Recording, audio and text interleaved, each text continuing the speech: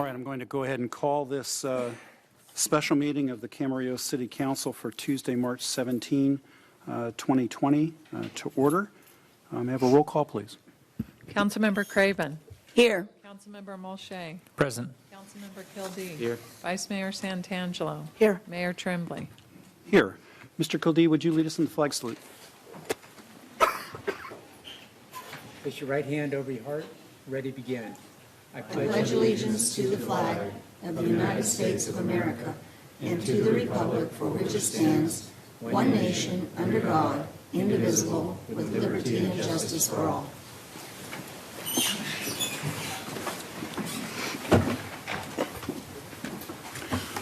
Well, good evening, everyone. Thank you for attending this special meeting of the City Council this evening, or if you are watching on television at home, or if you're watching on live stream.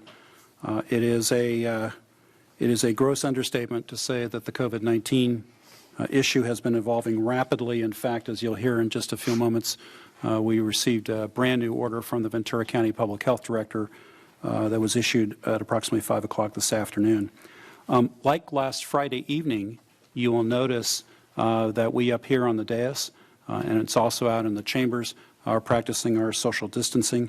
That goes for councilmen, my fellow colleagues on the dais, those staff members at the staff table, and all of you out in the audience, and we appreciate that very much. I also want to note for the record before we call item 1 that all emails, public comments that have been submitted to the council via email today have been copied and distributed to council members prior to the meeting. With that, I'm going to go ahead and call on Mr. Norman to walk us into item number 1, resolution confirming EOC Director Order 20-1. Okay, this will be presented by the City Attorney, Mr. Pierik.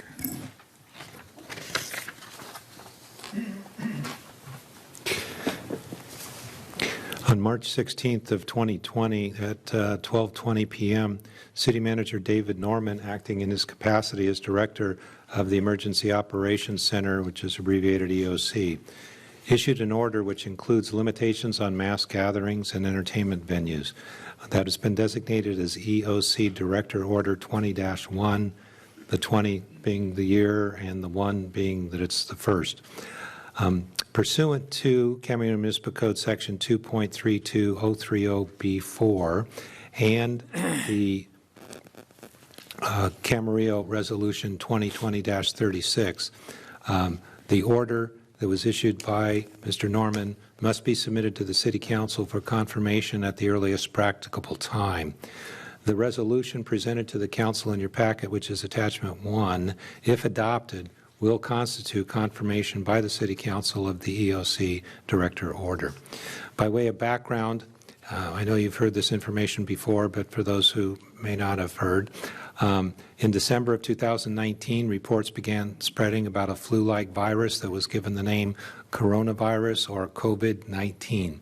On March 4th of 2020, there was a state of emergency proclaimed by the governor. On March 11th, 2020, the World Health Organization classified the spread of COVID internationally as a global pandemic.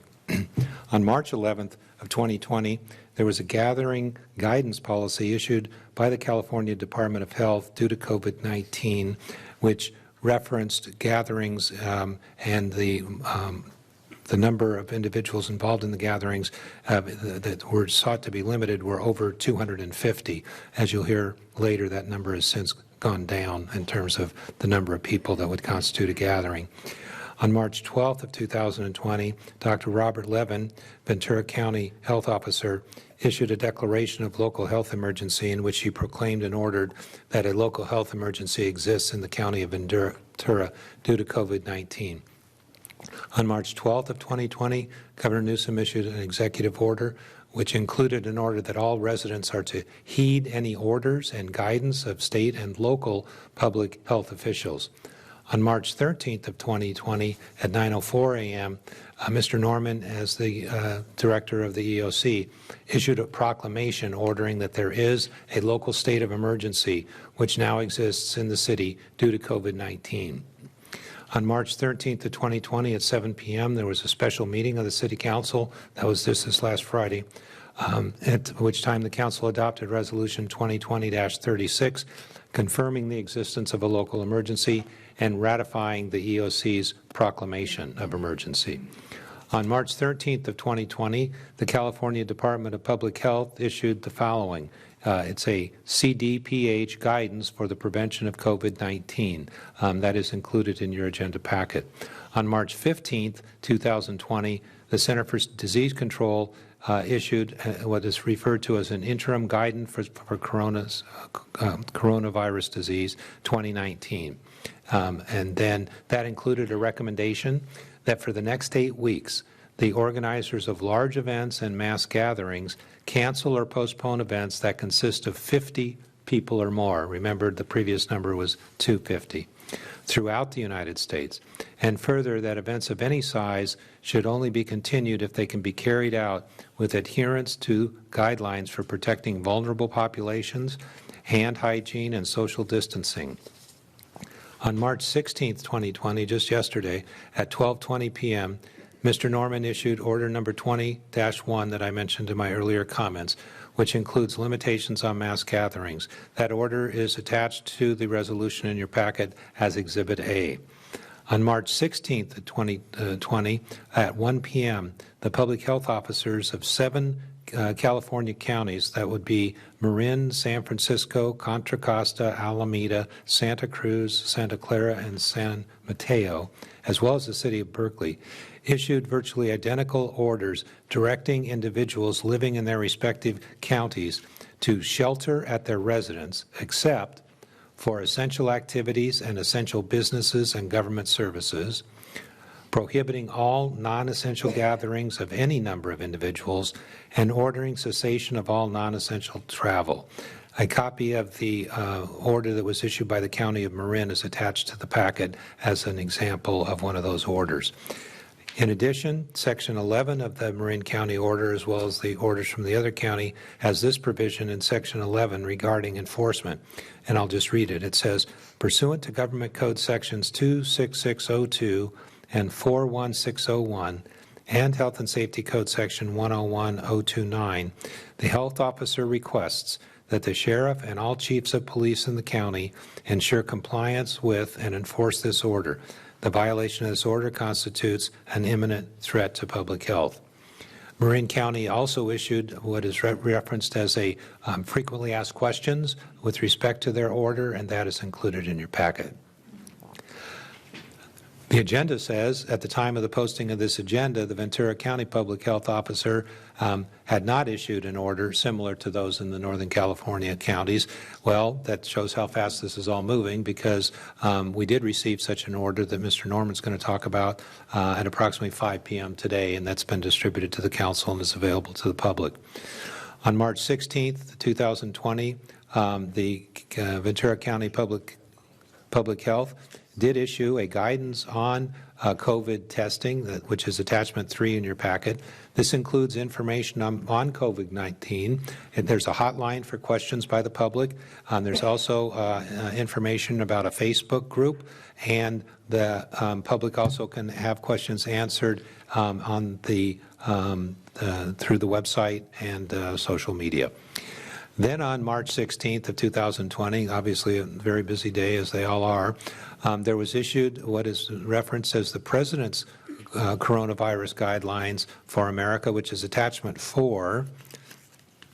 And if you turn to big page 34 in your packet, this comes from the guidelines that were issued by the President.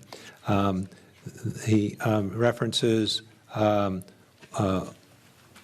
avoiding social gatherings in groups of more than 10 people.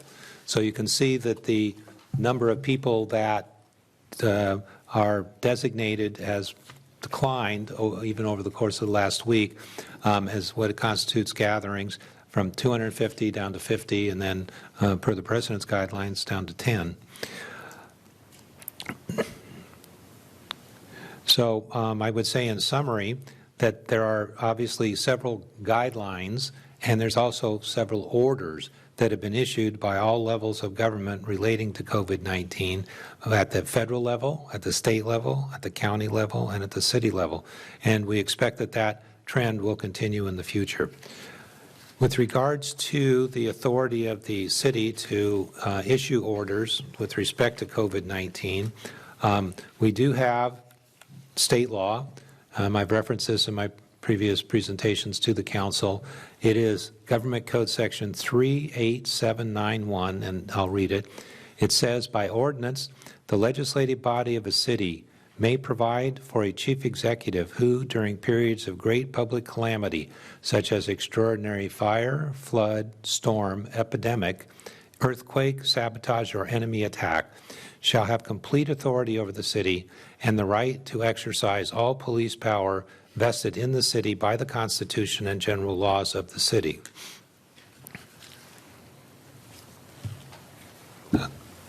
Now, with respect, I'm sorry, when I read that quote, it references general laws, which would be all laws, not just those in the city.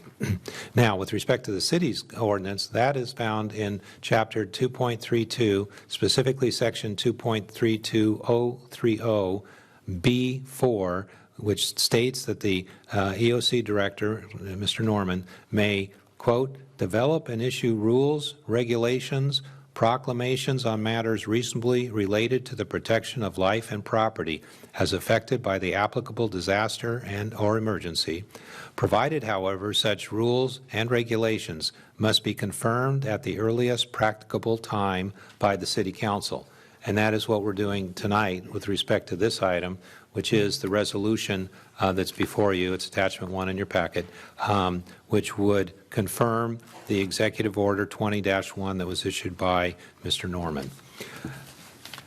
Now, I've cited to you the state law, statute, and the city's code as well. There's also, with respect to the police powers of the city, case law. I'll just mention a couple of them.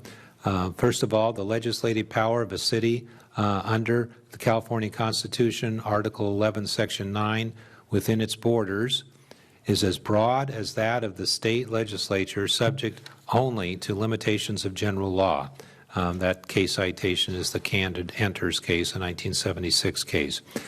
The exercise of police power must be reasonably related to a legitimate government purpose. That's the Birkenfeld case versus City of Berkeley, 1976, and also have a reasonable tendency to promote the public health, morals, safety, or general welfare of the community.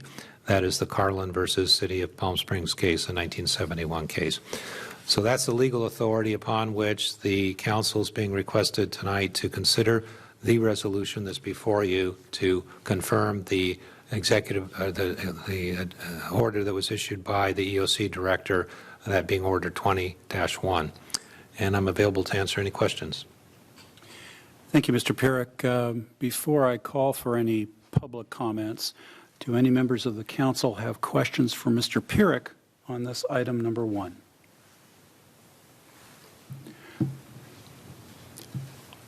I have a question for you, Mr. Pierik. We haven't spoken about it yet, but we received a brand new order from the Ventura County Public Health Director, which I think was issued about 5 o'clock this afternoon. So we're all just now reading it and working with it. To the extent that the order number 20-1 from Mr. Norman issued yesterday, to the extent that it supersedes any directives in that order, are they automatically superseded by virtue of the Ventura County Public Health Officer order? And this is a legal question, too. Well, it depends on, first of all, whether there's any conflict between the provisions of the county's order and the order that was issued by Mr. Norman. In the event that there's no conflict, then there wouldn't be a question of which one would take precedent. If the order that was issued today by the public health officer for the county is inconsistent, or there's a conflict with the city's order, then my preliminary opinion would be that the Ventura County order would control, but I would need to research that further. That's right. I should rephrase, because it seems to me in the very brief time, a couple of minutes that we've been given to read the new Ventura County Public Health Officer's order, there are some inconsistencies. In other words, with respect, for example, to movie theaters and live performance venues, et cetera. But all of that aside, that wouldn't, and it shouldn't, I think, and I'm asking you this question, prevent us from going ahead and ratifying this order that's already been undertaken, right? The council should go ahead and do that. Yes, that's our recommendation, is to approve and confirm the order that was issued. In terms of its legal effect and whether or not, if there is a conflict, which would control, that would be a legal question, but there's no, the order's already been issued. It was issued yesterday. Right.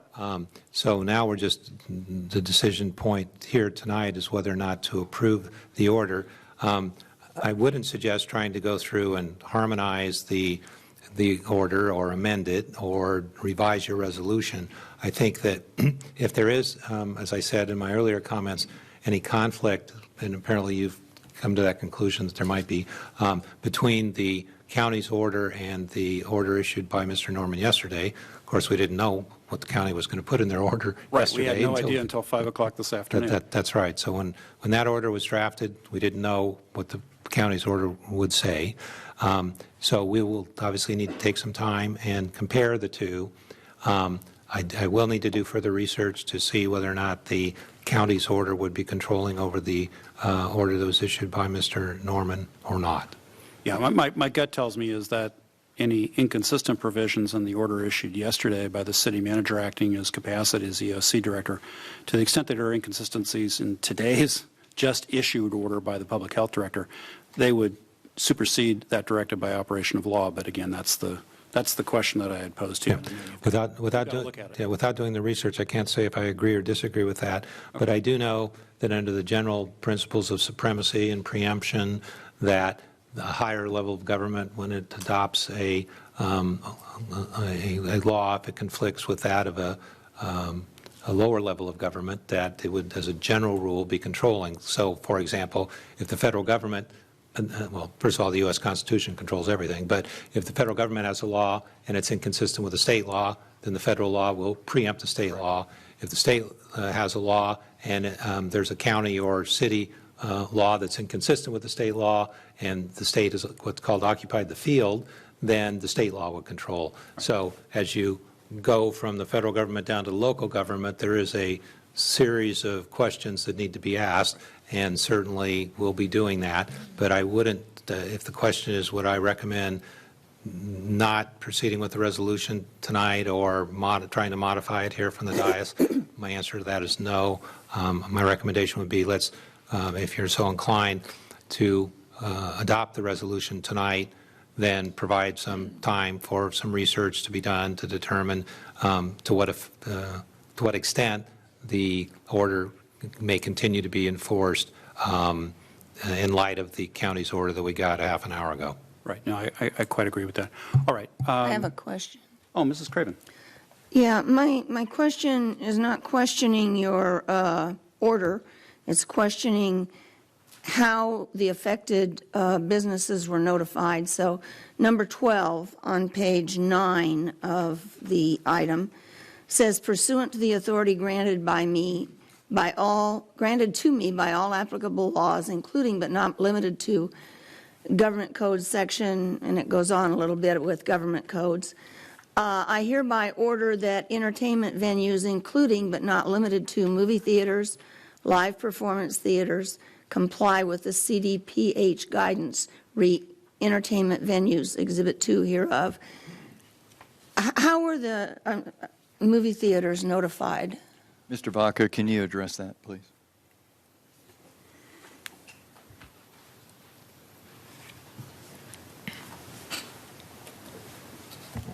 Good evening, Council. It's on, Mr. Vaca. Good evening, Council members. Thank you.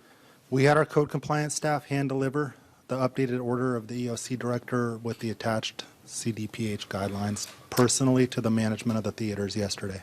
Thank you. I just wanted to make sure that people were notified other than our just adopting something. Understood. All right. Seeing no further questions at this time, are there any public comments with respect to this item number 1? All right. Thank you. Thank you, Jeffrey.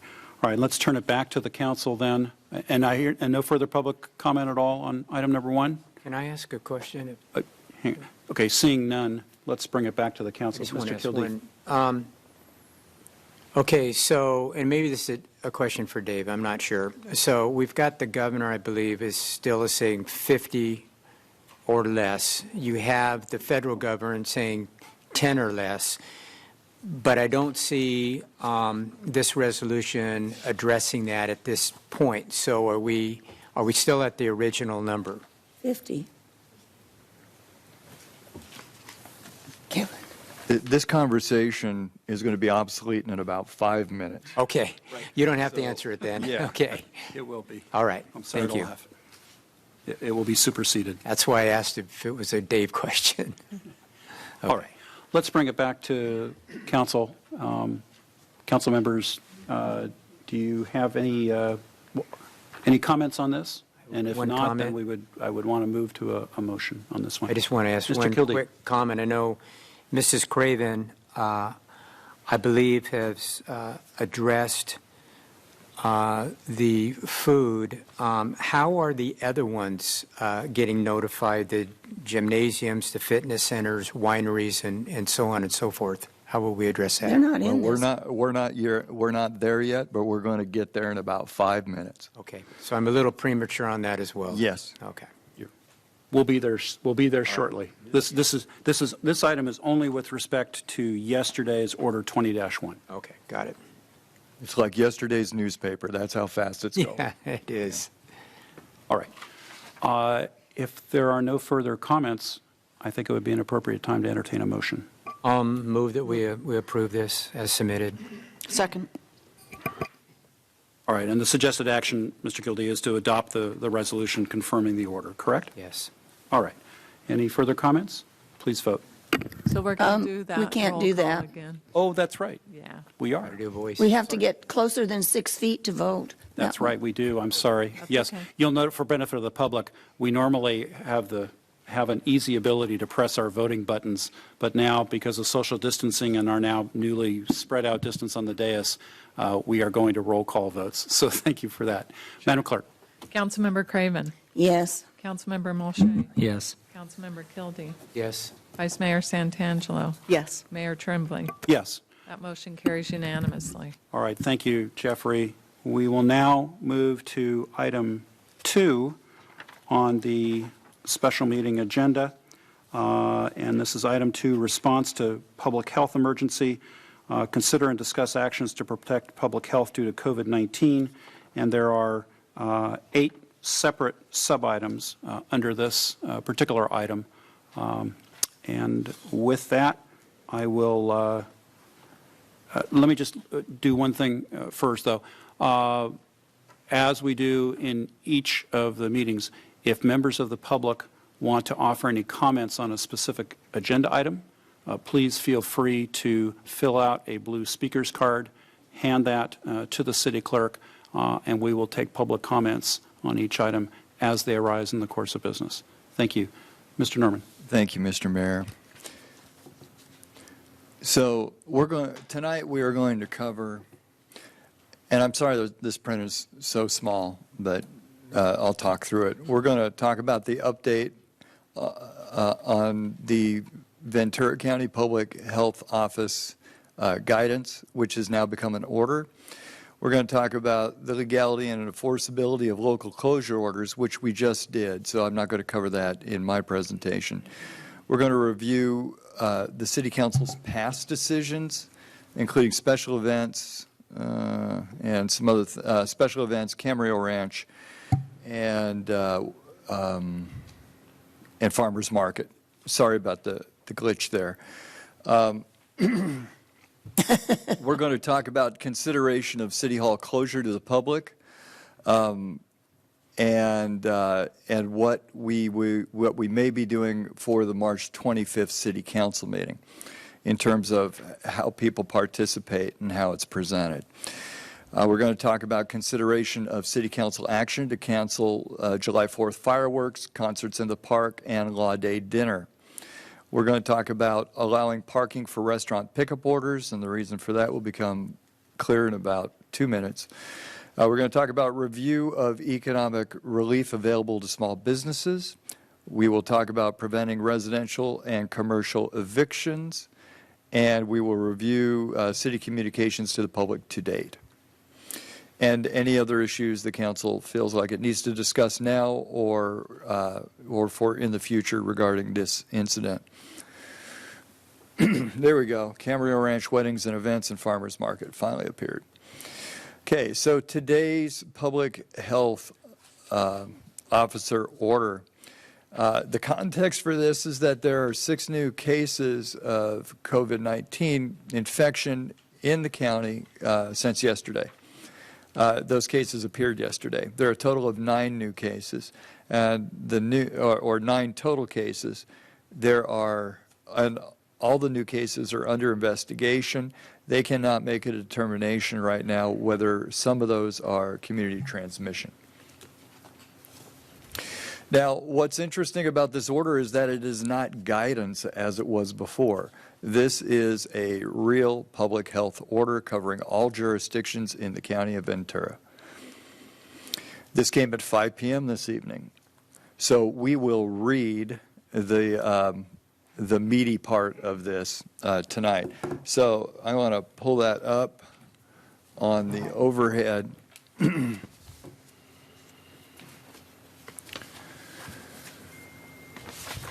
If we could silence cell phones in the audience, please.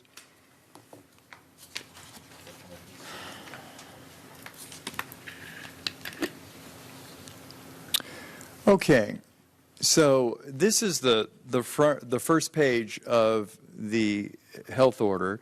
Its title is Health Officer Order for the Control of COVID-19, directing vulnerable individuals living in the county to shelter at their place of residence, restrictions of certain businesses, among other orders. Date of the order, March 17th, 2020. Just to give the audience an idea of the gravity of this order, right up front, the first sentence says, please read this order carefully. Violation of or failure to comply with this order is a misdemeanor punishable by fine, imprisonment, or both, pursuant to Health and Safety Code Section 120295 and following. I am going to dispense with all the whereases because we really need to focus on the next page, which is where the meat of the order is. So after it gets done with all the whereases, which most of which Brian had read to you in his presentation, it says, now therefore pursuant to sections, these are code sections of the Health and Safety Code, it is hereby ordered as follows. Number 1, all individuals currently living within Ventura County equal to or older than 75 years of age, or equal to or older than 70 years of age with an active or unstable comorbidity are ordered to shelter at their place of residence from March 18th, 2020 to April 1st, 2020. To the extent such individuals are using shared or outdoor spaces, they must at all times, as reasonably possible, maintain physical distancing of at least 6 feet from any other person. Exceptions shall only exist as necessary to seek medical care, nutrition, or to perform essential work in healthcare or government. Number 2, all permanent food facilities as defined by Health and Safety Code Section 113849 may only prepare and offer food that is provided to customers via delivery service, via pickup for takeout dining, and via drive-through. Bars and nightclubs that offer food to consumers may remain open for purposes of continuing to prepare and offer food to consumers via delivery service, via pickup, or via drive-through. Permanent food facilities that provide and offer food to consumers for pickup must require patrons and groups of patrons who are ordering food and beverages to be and remain at least 6 feet apart from each other while inside the facility. Number 3, the following types of businesses are ordered to close March 18th, 2020 to April 1st, 2020. A, bars and nightclubs that do not serve food. B, movie theaters, live performance venues, bowling alleys, and arcades. C, gyms and fitness centers and aquatic centers. D, wineries, breweries, and tap rooms that provide tastings. Number 4, this order is issued in accordance with and incorporates by reference the March 4th, 2020 proclamation of a state of emergency issued by Governor Newsom, the March 12, 2020 declaration of local health emergency issued by the health officer, the March 17, 2020 resolution of the Board of Supervisors of the County of Ventura proclaiming a local emergency and ratifying and extending the declaration of a local health emergency, the March 12, 2020 State of California Executive Order N2520, and the March 16, 2020 California Department of Public Health guidance on retail food, beverage, and other related service venues. The violation of any provision of this order constitutes a threat to public health. Pursuant to Government Code Sections 26602 and 41601 and Health and Safety Code Section 101029, the health officer requests that the sheriff and all chiefs of police in the county ensure compliance with and enforce this order. Number 6, this order shall become effective at 12:01 a.m. on March 18th, 2020, and will continue to be in effect until 11:29 p.m. on April 1st, 2020, or until it is extended, rescinded, superseded, or amended in writing by the health officer. Number 7, the health officer will continue to assess the quickly evolving situation and may issue additional orders related to COVID-19. Number 8, copies of this order shall promptly be 1, made available at the County of Ventura Public Health Office at 2240 East Gonzales Road, Suite 210, Oxnard, California, 93036. Number 2, posted on the County Public Health Department website, available at that address, and provided to any member of the public requesting a copy of this order. 9, if any provision of this order or the application thereof to any person or circumstance is held to be invalid by a court of competent jurisdiction, the remainder of the order, including the application of such provision or provision to other persons or circumstances, shall not be affected and shall continue in full force and effect. To this end, the provisions of this order are severable. It is so ordered. Robert Levin, M.D., Ventura County Health Officer, dated March 17, 2020. So there is our order. In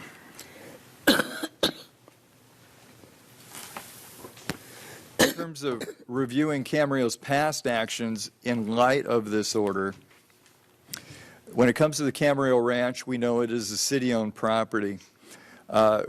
Council previously canceled all school tours and house tours, and we continue to recommend that action.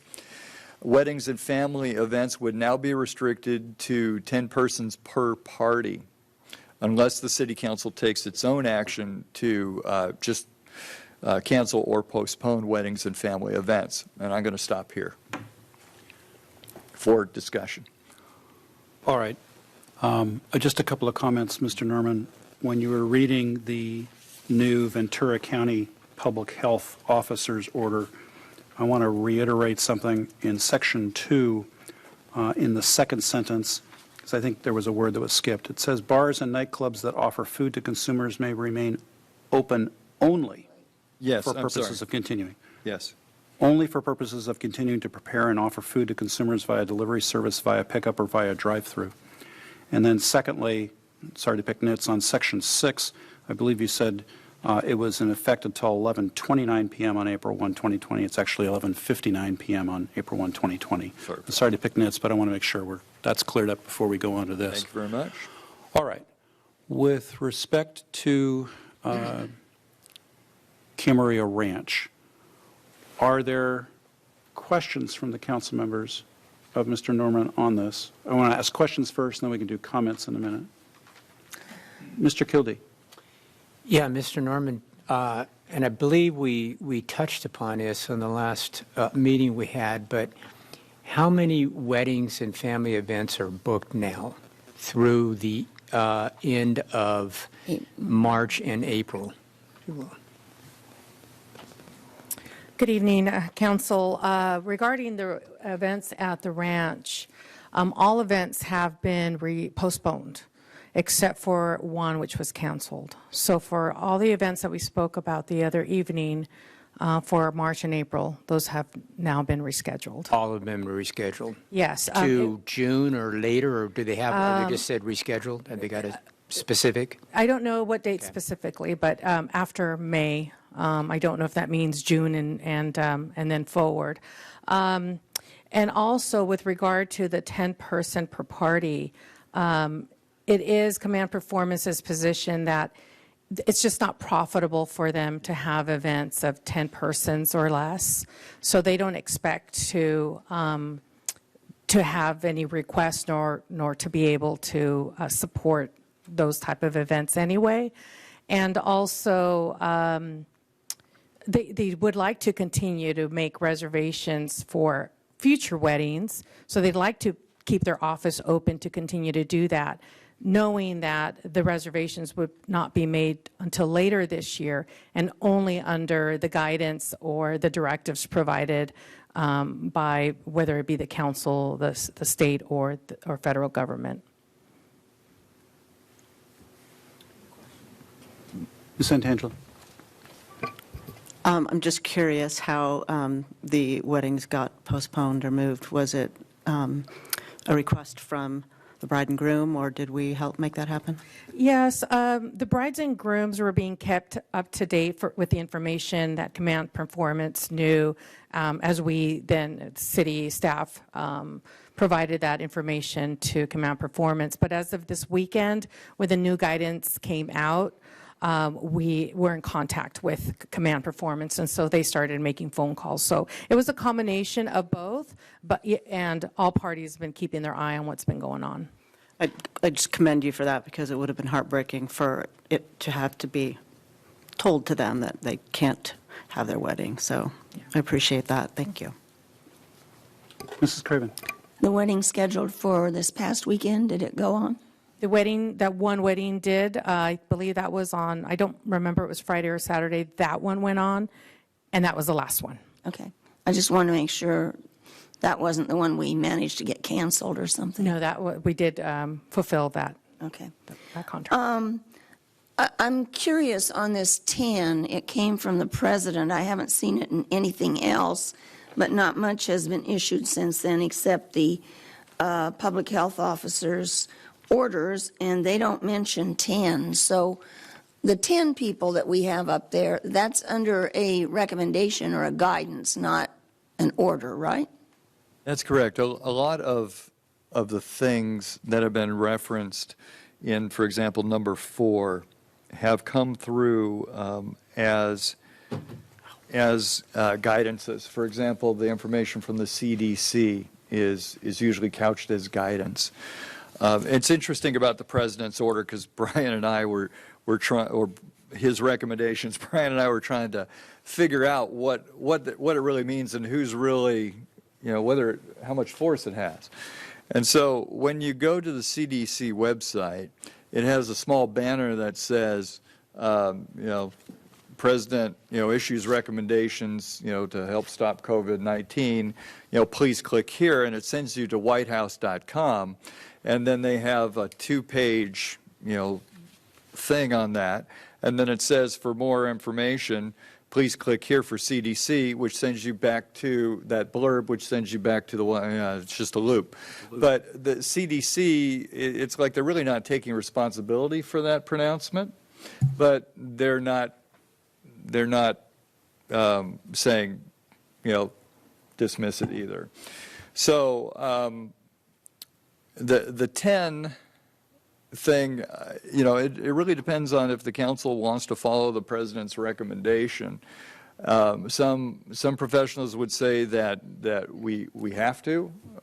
Some say that it's a recommendation. It's really unclear, and that's why this weekend I really had been pressing the county CEO's office to make sure that we get an order from the public health officer, because the best that we've been getting is guidance and recommendations from people. I would add to that. And Mr. Norman is correct. It's actually the last page of your packet, the one that's in blue, and that I quoted from earlier about avoiding social gatherings in groups of more than 10 people. The title of it is The President's Coronavirus Guidelines for America. And in my opinion, a guideline is not a law, it's a guideline. It's kind of like a recommendation. It is not a law that was passed by Congress or signed by the President. So there's some question as to whether or not that was enforceable. Not rendering an opinion on whether it's a good idea or not to have the number reduced to 10. That, I think, is a matter within the discretion of the council. Let me just, Further questions? well, okay, I have a comment on that one later, but I guess Well, no, let's deal with questions. yeah, if you have questions, and then I'm going to ask if there are any public comments on Okay. this item, and then I'll bring it back to council, if that's okay. All right. Are there any further questions for the moment? Are there any public comments as to this item?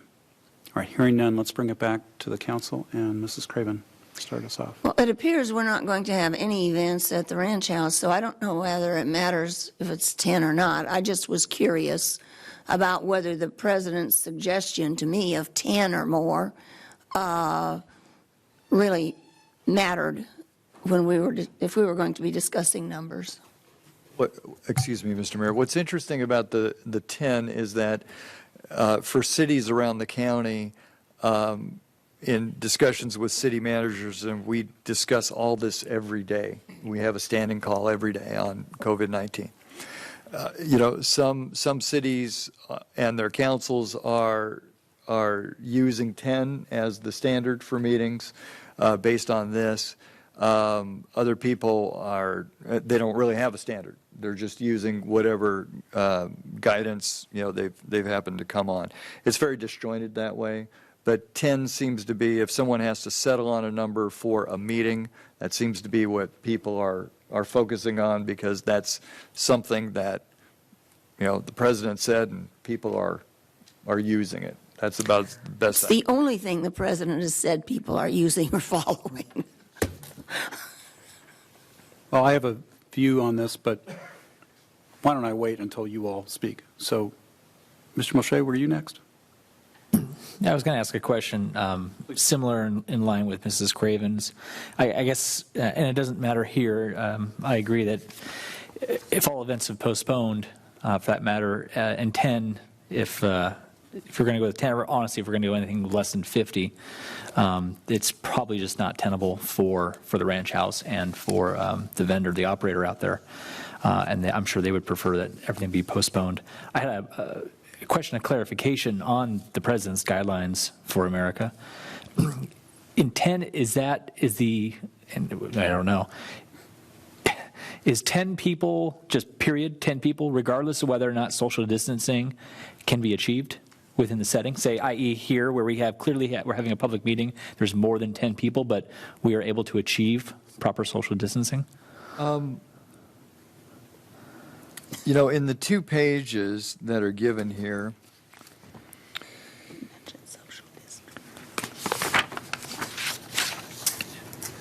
I don't know. Not Ryan, mentioned. is there anything here on social distancing? No.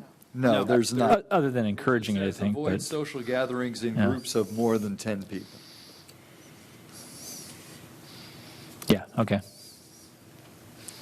I understand I'm not going to get much more. Put this in a tweet. Yeah. Well, thank you. I don't have any further questions or comments. Ms. Santangelo. I'm really glad to see these. I have been not sleeping well, actually, since our last vote about the weddings. So I don't think there should even be gatherings of 50. So I'm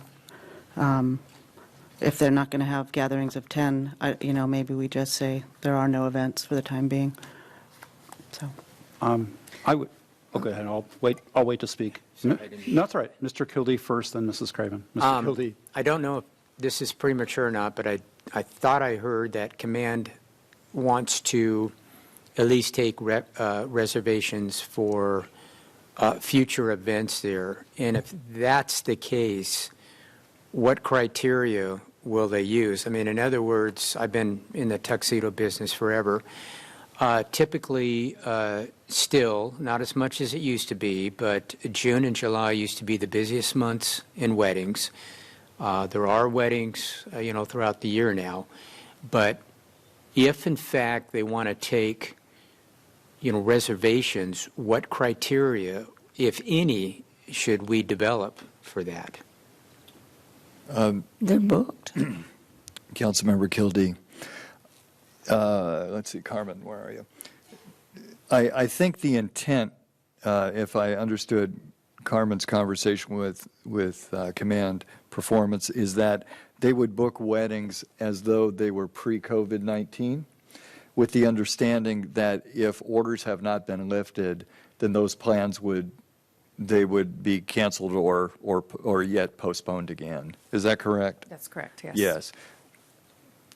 As long as everybody understands what the rules of engagement are. It would be totally at their risk. Mm-hmm. Right, and the new reservations are being made with that in mind as they talk to their clients, that there is a chance or a risk that it need to be postponed depending on whether the directives are lifted or when they are lifted. Mrs. Craven. I was just going to say that I think for this June, they're fully booked. And we may be looking at what's,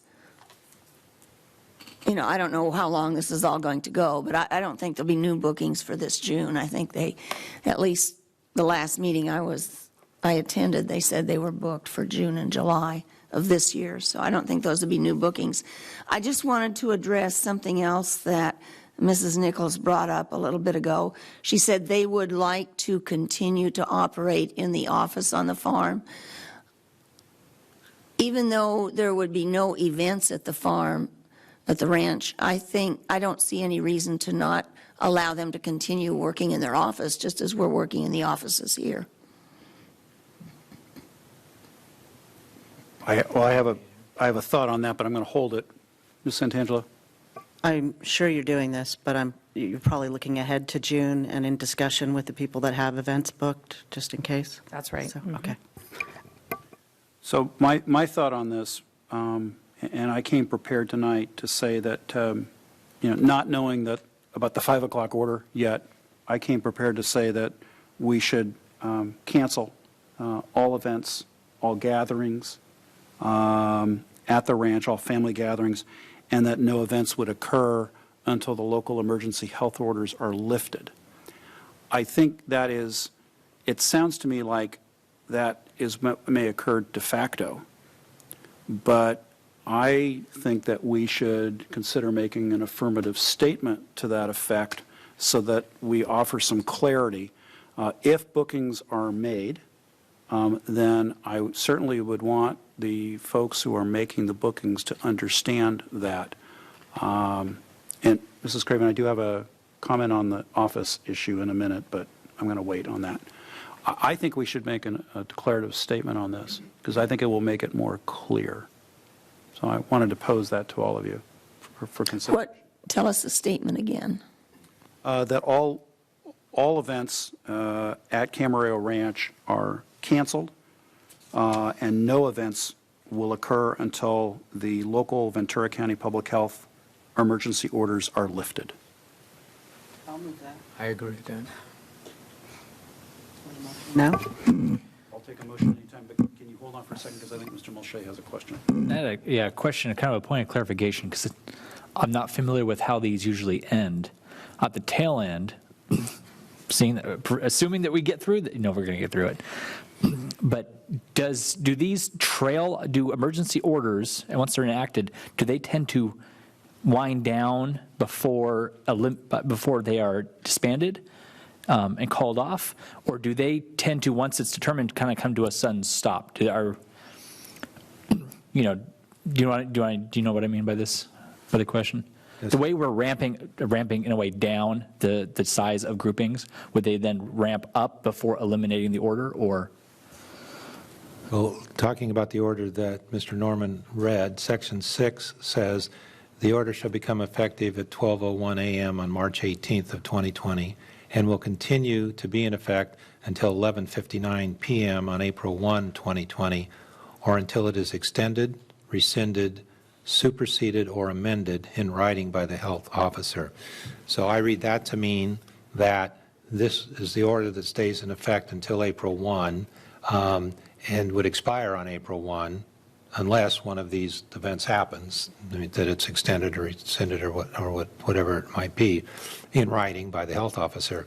In terms of past precedent, I don't know that we have any past precedent for this. Well, do you, Mr. Norman? Typically, when we're talking about emergency operations, there's a demobilization in effect, and orders such as this, after a while, people really, they're chomping at the bit to get more liberty restored to them. So depending on the nature and risk involved and how that's being evaluated by the health officer, it's most likely that he would relax certain parts of the order depending on the state of epidemiology and different things happening.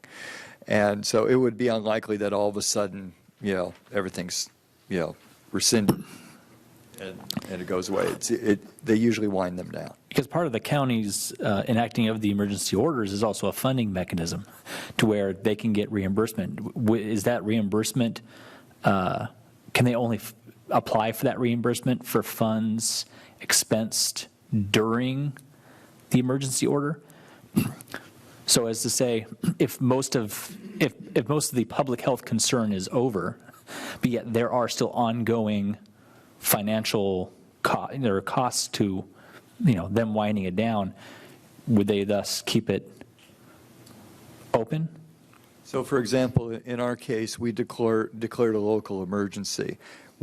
Besides, the staff time involved in dealing with this, and the purchasing of some supplies, there's really not a lot of expense yet. And so on the back end, the same thing is true. As it winds down, your expenses lessen, you pull people off of the emergency. But yet, at some point, you have to end or declare the emergency over. And so you trail that out until, the emergency is truly over, so that you can recoup all those expenses. Your Honor. But this is not the declaration of emergency. That was declared by the County Board of Supervisors a couple of weeks ago. This is an emergency order for certain individuals who are vulnerable and living in shelter at their place of residence and a few other things. So this could be rescinded and the emergency order would still continue. No, and my line of questioning is due to my understanding of what the mayor's recommended action or suggestion is that we tie it, right? Am I understanding it correctly? We tie it to the county's issuance of an emergency order, and as long as that is standing, then we will. No, thanks for the opportunity to make a clarification, Shawn. My thought would be that we tie it, that no events would occur until the local emergency orders of the Ventura County Public Health Officer are lifted. Okay.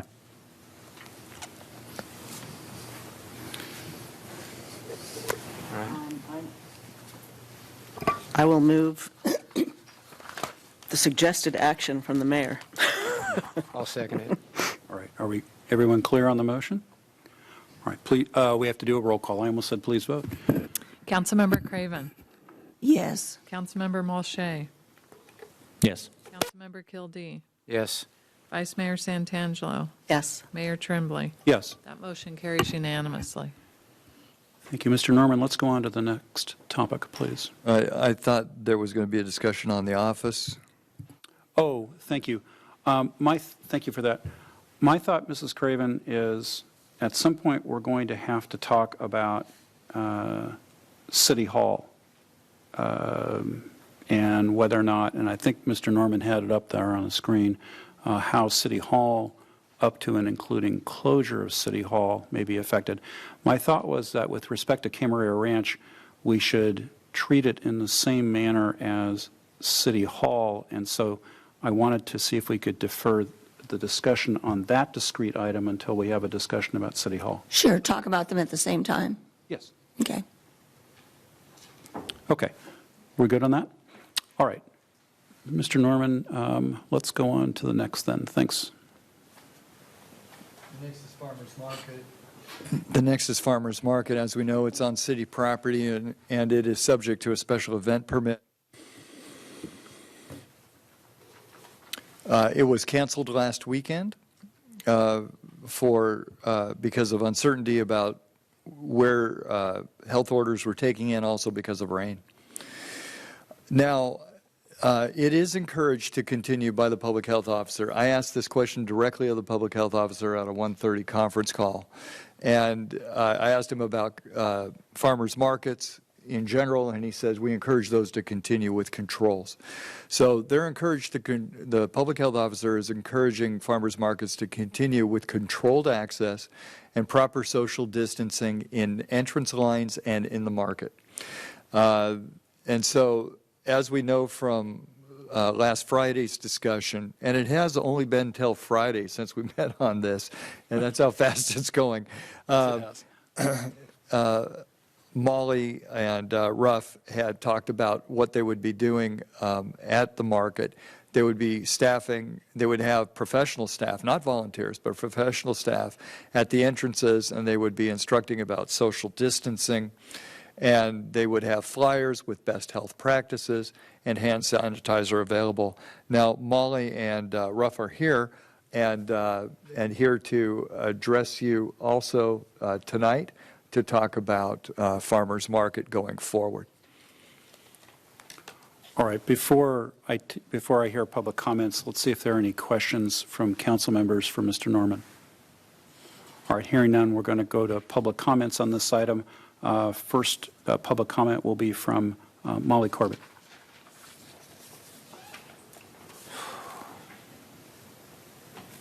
Good evening, and thank you so much. Livingston's primary concern is to provide for the health and safety of our patients, staff, volunteers, and the entire Ventura County community. We are following all CDC and local public health department guidelines. We believe we can operate the farmers market in a manner that is safe for customers, vendors, staff, and volunteers. Modifications that we will implement beginning this Saturday, March 21st, in addition to adhering to the guidelines put forth this afternoon by California Public Health, Livingston will have staff at both market entrances, giving a personal hand sanitizer wipe to every customer that comes in. There will be signs posted at the two entrances talking about social distancing, using the proper use of hand sanitizer, and health screening questions as people come in. The two staff members at the entrances will also be vocally letting people know and reminding people of these issues. Every vendor is required to wear gloves when putting their produce out. We have asked all volunteers 65 and older to refrain from volunteering during this time. Livingston will ensure that the market is properly staffed. The market is an asset to the community by providing safe and healthy foods, and the livelihood of the vendors depends on the market staying open. Thank you, and I'll be here for any questions you may have. Thank you very much. The second speaker card is for Mike Coyle.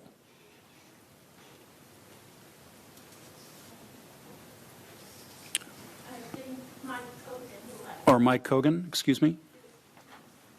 All right. Thank you, Mr. Cogan. Just the farmers market is Speak into the I'm sorry. mic, please. Can you? The farmers There we go. market Thank you. is a very valuable community asset. I think the open market platform is a good one for keeping things sanitary and avoiding the whole COVID-19 exposure. This new order does impact the market in that many of the volunteers are 70 or 75, 70 with comorbidity or 75 without, and they won't be able to participate. So that's going to impact how we're going to operate. It would be good, I think, in my opinion, just to have just farmers, so it's just food. That's about all I really have to say. I think that the whole shelter-in-place thing is really going to impact it pretty severely. But thank you. Thank you very much, Mr. Kogan. All right, are there any other speakers from the public with respect to this item? Hearing none, we'll bring it back to council for discussion.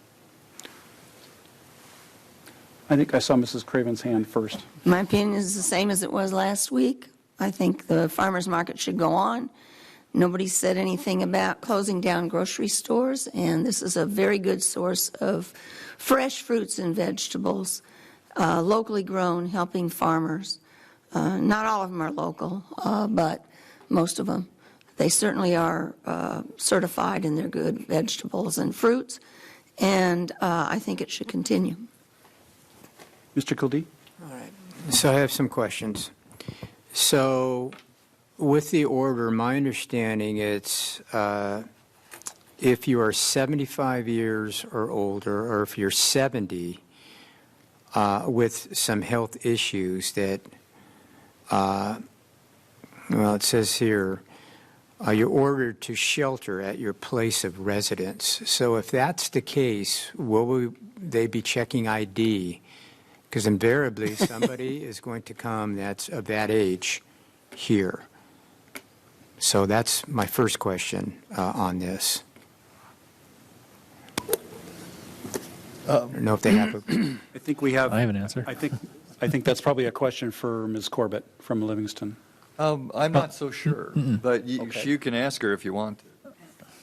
My response would be that Livingston is not a policing organization, and so therefore that would be up to the local enforcement to ensure that they're staying in place. I don't think we would be making that requirement of Vons or Trader Joe's, but that would be my. Mr. Mayor, Thank you. Thank you, Ms. Corbett. Mr. Norman. In section number 1 of the order on page 2, at the end, it says, exceptions shall only exist as necessary to seek medical care, nutrition, or to perform other essential work in healthcare or government. So that would exempt people from going to the market. Okay, second, I've observed recently with other grocery stores, they're limiting the amount of people that go into their store. Not to mention any names, but one of them today, my understanding, they were limiting 25 at a time, probably because of the social distancing situation. So if that's the case, is there any thought of implementing anything like that?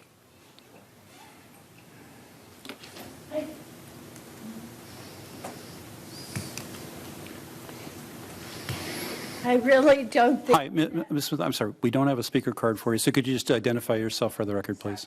Ruth That's right. Smith, I'm the manager of the market. Thank you. So we have limited parking, as you all well know. I think that limits how many people will be at the market at one time. People do come in family groups, but it's my understanding that family groups are allowed to walk around the market together, that there is no prohibition on it.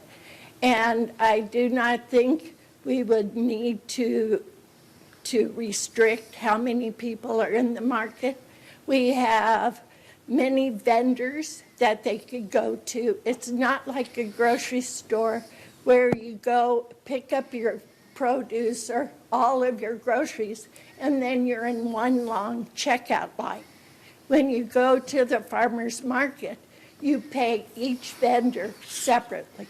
So therefore, if we just have people going around checking and encouraging people to spread out, I don't think it'll be that big a problem, because they're not all going to be at one stand.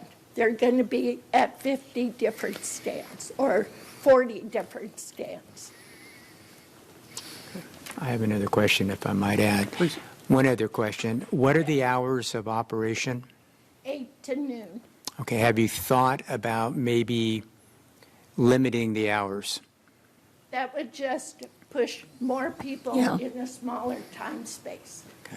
That's one reason I am opposed to limiting the number of vendors in the market, because I think if you limit it to just 30 farmers or some combination, then you limit the number of where people can go. I think having 40 different spots for people to go to, I think then they will naturally spread out.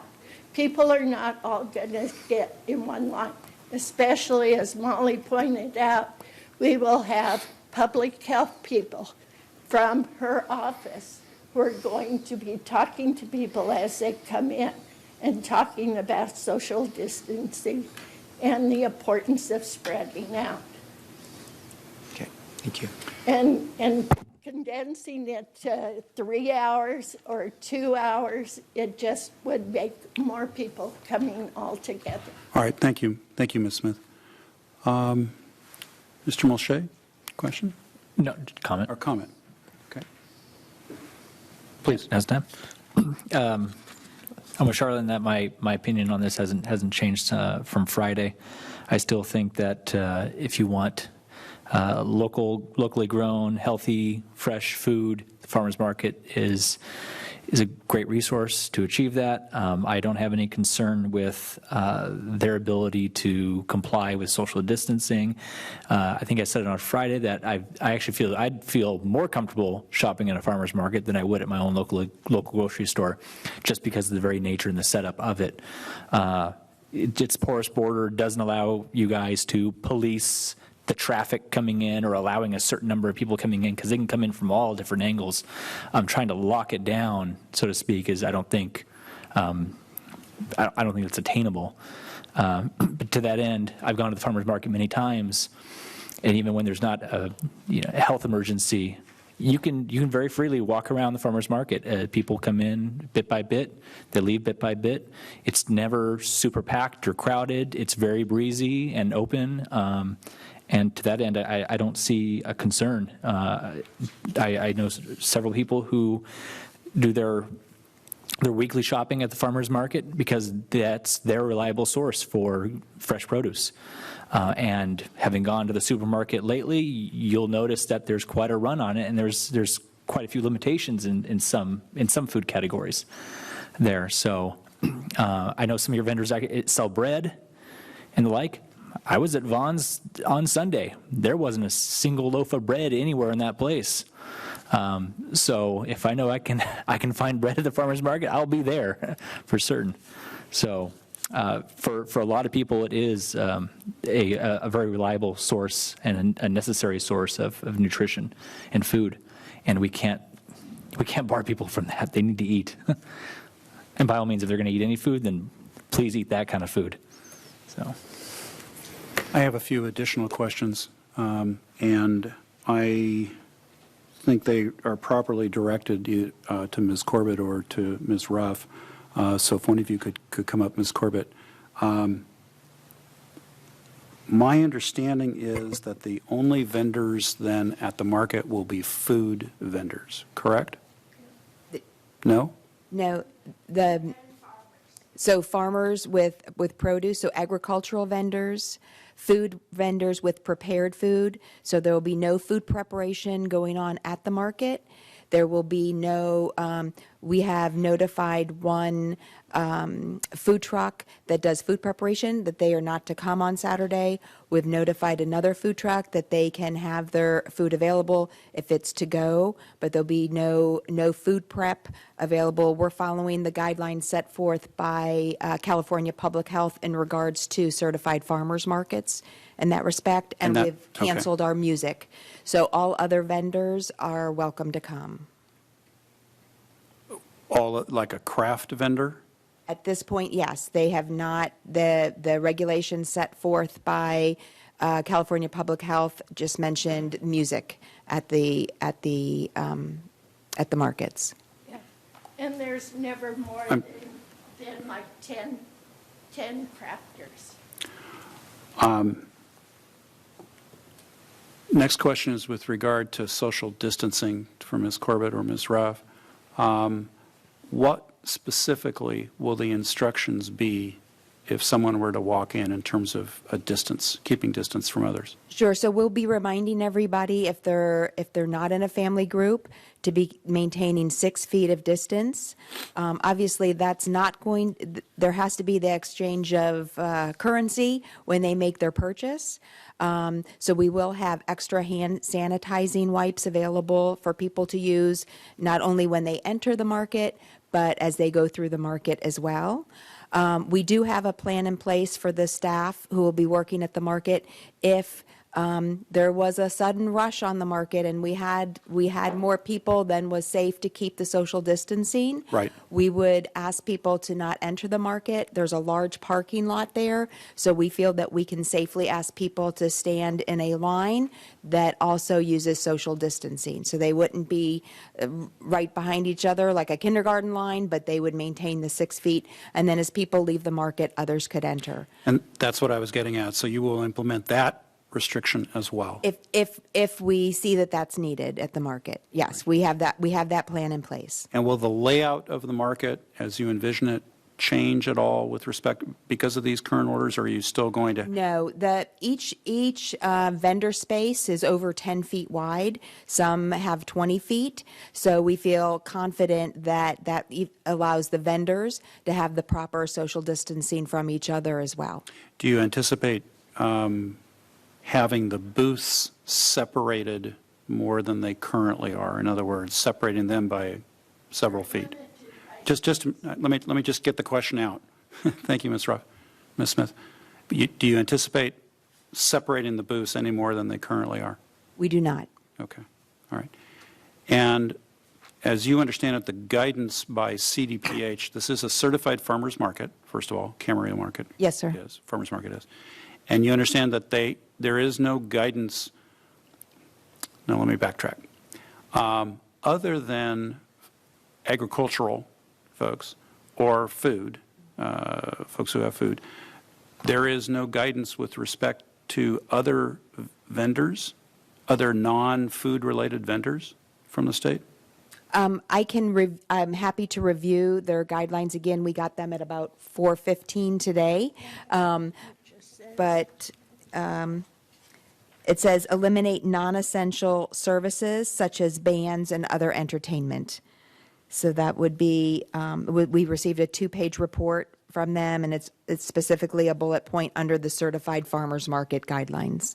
Well, I think thank you for that. And now my next questions go to Mr. Norman and Mr. Pierik. Under the staff report for item number 1, attachment 2 is the Marin County Public Health Officer's order. Is there a page? And there is a page. And it's on page 20, big page 20. And one thing that is interesting to me is that in Marin County, where it's shelter in place, the order, as with I think 5 other Bay Area counties, the order here in Marin County is for purposes of this order, essential businesses mean under paragraph F, subparagraph F, Romanet 2, certified farmers markets. So even in Marin County and in Bay Area counties where there is pretty strict sheltering in place, those county health officers are recognizing the value of certified farmers markets. That being said, the definition of essential business there, and my question to Mr. Norman and Mr. Pierik, are we aware of any guidance from CDPH as to whether or not other, I'll just say non-food related vendors like craft booths and so on, do we have any guidance at all? And because I have a concern, because if the intent here is to provide for people to come in and get their food, and that is certainly an essential business, I'm not sure that extends to craft vendors. And reading the language here, you know, a certified farmer's market is certified for produce and for craft goods, from what I understand. So using the strict definition of a certified farmer's market would include craft goods. Is that somewhere in the guidance? No, it's not. We haven't seen anything like that. But the language that you read from? It's under the certification for farmers markets. We went through that when we first. Right. Well, I'm trying to figure out whether or not Mr. Norman has the same information you have, that apparently there's some new guidance that came out She has. this yeah, afternoon. From the direction. I haven't seen their guidance. Their guidance is from, is it from the Department of Agriculture? It's from the California Department of Public Health. It was issued yesterday, March 16th. I received it this afternoon. Okay, I haven't seen it yet. Could you repeat that part about? Go ahead, Ms. Sanders. I'm sorry. No, Go I'm ahead. sorry. Could you repeat the part that you read previously about? At the You're microphone. going to repeat the part. Ms. Smith, could you please come up to the microphone? Or Ms. Corbett?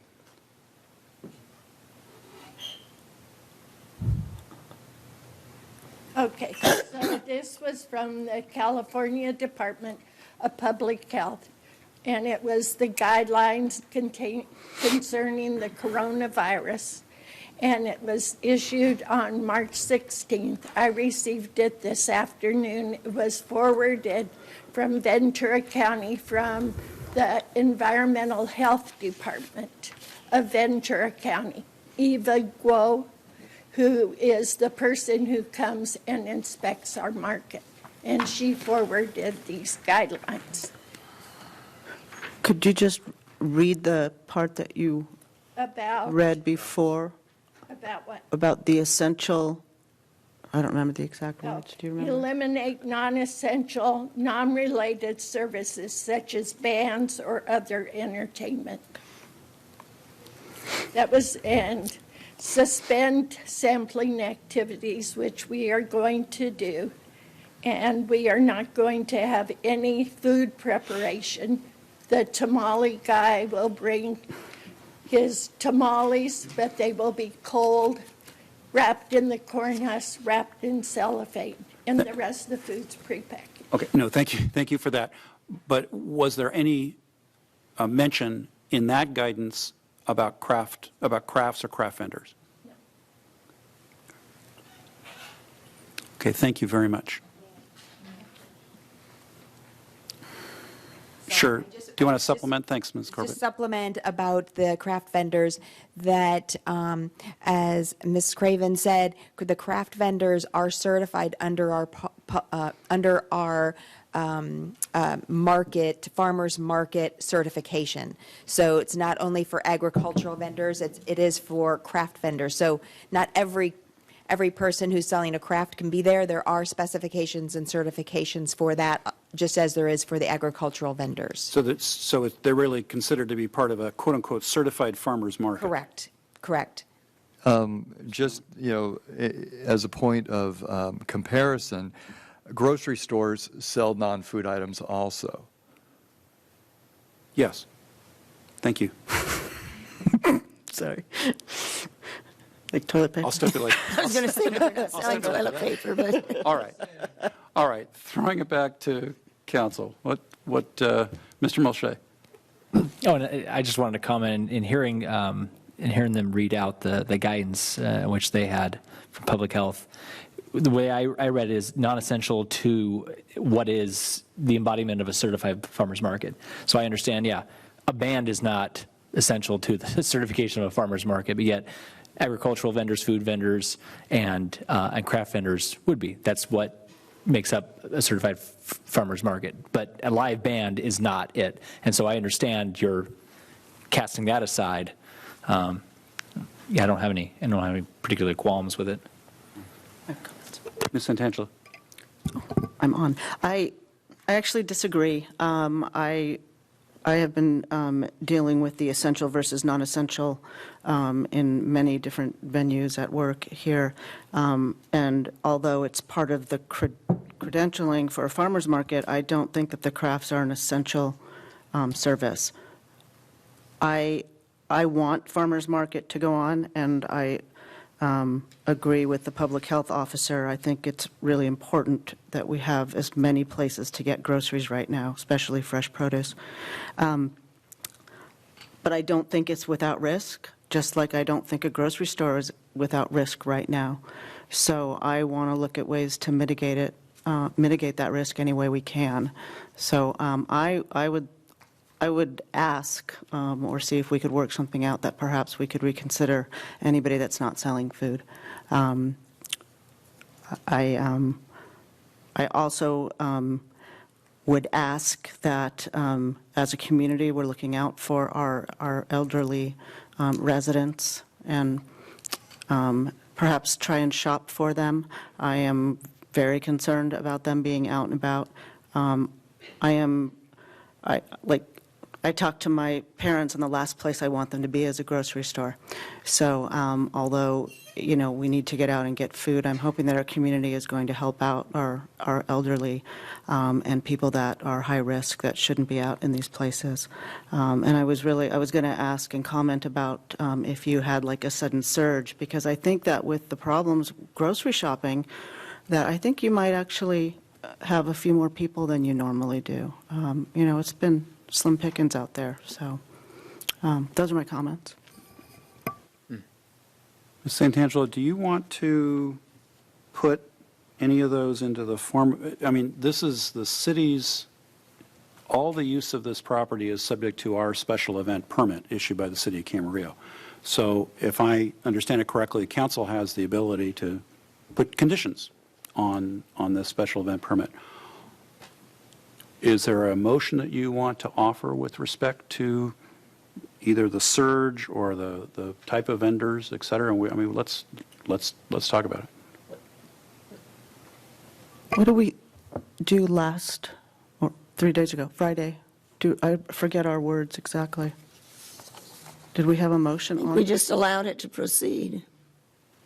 I think I made the motion and said I moved to allow the farmers market to proceed. We don't have any minutes because Well, it was a special meeting. Right. I'll just read from our news, if I can. I'll just read from the news release on this because I think it's helpful.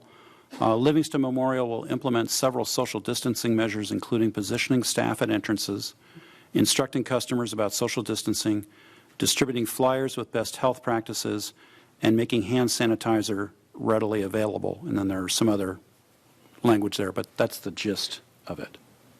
So I would move that we continue that with the addition of protection against sudden surge.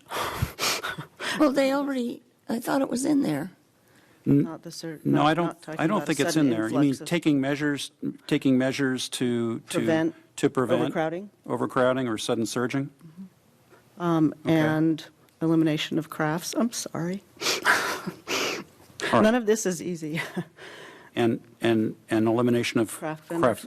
craft vendors. Okay. Is there a second? I will second that. I might mention that I'm not seeing anything in the health order that came out from the county today that would include crafts as being one of the items that would be excluded.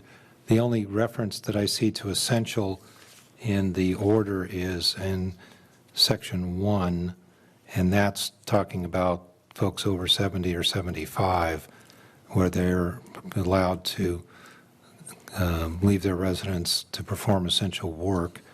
But I'm not seeing anything in here that talks about essential services or businesses. The reference that the mayor made was to the Marin County order, but that's not the order we have in Ventura County from Public Health. Understood. I think what particularly concerns me, and I hate to say this, but what particularly concerns me are both points that Ms. Santangelo has raised, including the presence of other, I'll just say non-food related vendors. And it pains me to have to be concerned about that, but I keep going back to what the essential intent of a, notwithstanding what a farmer's market has been certified for, but what is the essential intent of a farmer's market and the services that it's supposed to provide to the public. All right, we have a motion. Can I add? Go ahead. Because I really want to, I am going back to the intent of social distancing, and my concern with crafts is that you have more people milling about and looking at things which are beautiful to look at, and I am very concerned that that is going to cause people to hang around. And frankly, I want people to go out and get their food and go home. That is the safest thing to do right now. So that's my intent. Your Honor, I have a comment also. Please. I'm not going to be able to support this because of the craft elimination.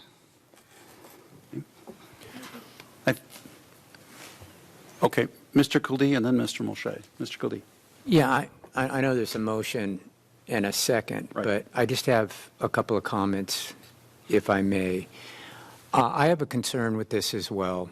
I think it's going to be really, really challenging to enforce the social distancing without limiting the amount of people that can go in there at one time.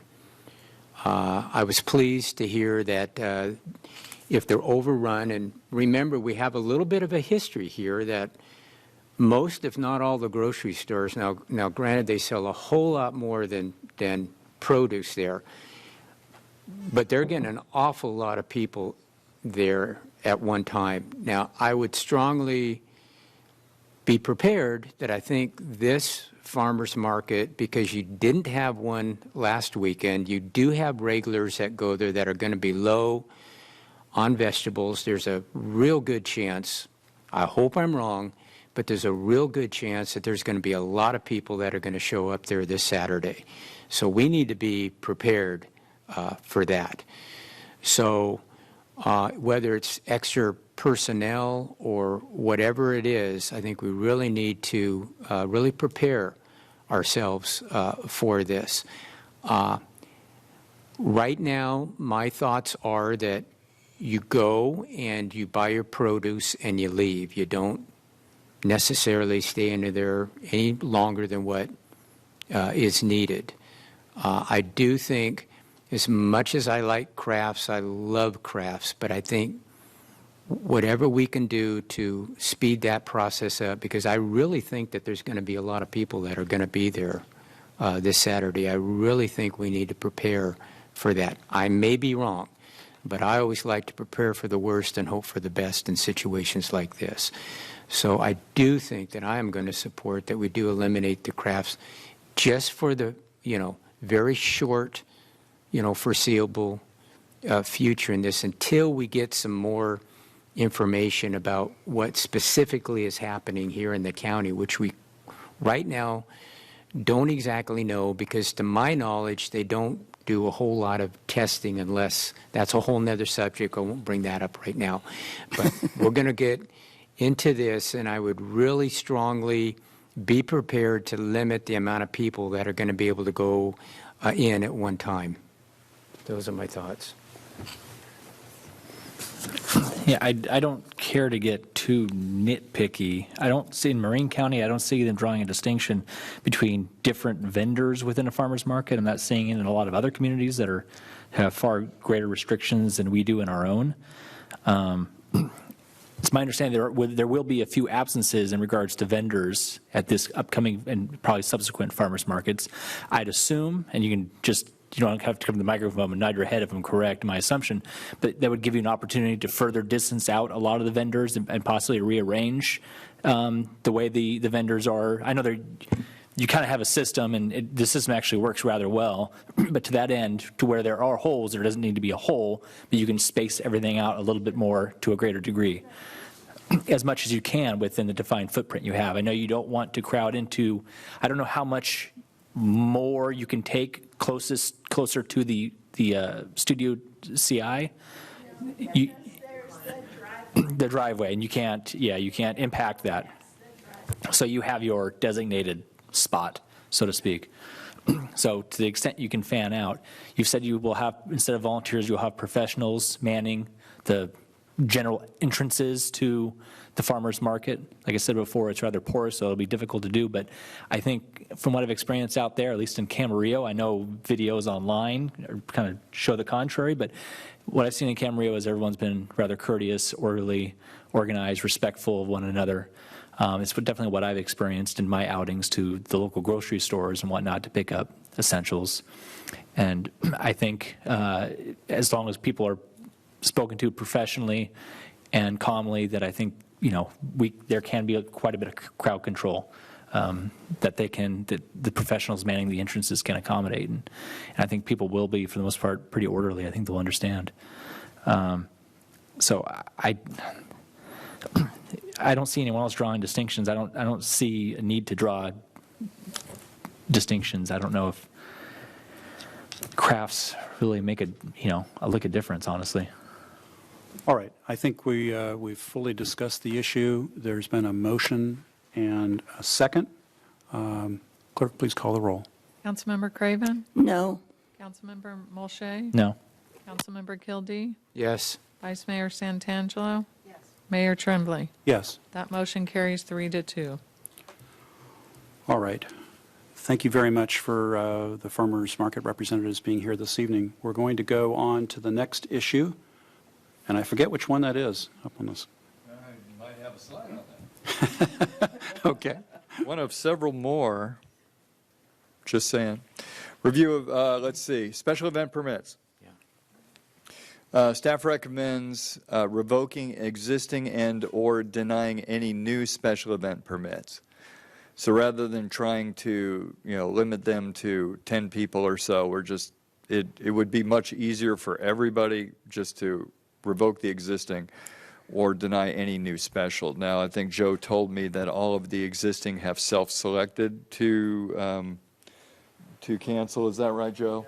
Yeah. So any existing special event permits in the time of the new order would they've just pulled out, and then we wouldn't be issuing any new special event permits during the time of the order, however long that lasts. In terms of film permits, we would recommend that. I'm sorry. Yes. That's with the exception of the farmer's market special event permit. Oh, really? Yes, ma'am. That's correct. I'm just checking. Yeah. Well, I don't know. Can we debate that? Sure. Why not? Oh, yeah? Okay. Put it on the agenda. Yeah, let's put it on the agenda. And then in terms of filming permits, we recommend issuing film permits but restricting to 10 people maximum. And that's because we go back to that conversation we had Friday about, guidance, CDPH, COVID-19 guidance, applying to all non-essential professional, social, and community gatherings regardless of their sponsor. Gatherings do not meet the aforementioned criteria, should blah, blah, blah, blah, blah. And then it says could not be postponed. What it really comes down to is filming is their business, and for them, that's their essential business activity. So that's why we're suggesting we continue to issue film permits, but restrict them to 10 people. All right. Questions? Yeah. Mrs. Craven. The public health department specifically said 10 for, or is that taken from the president's guidance? That's taken from the president's thoughts.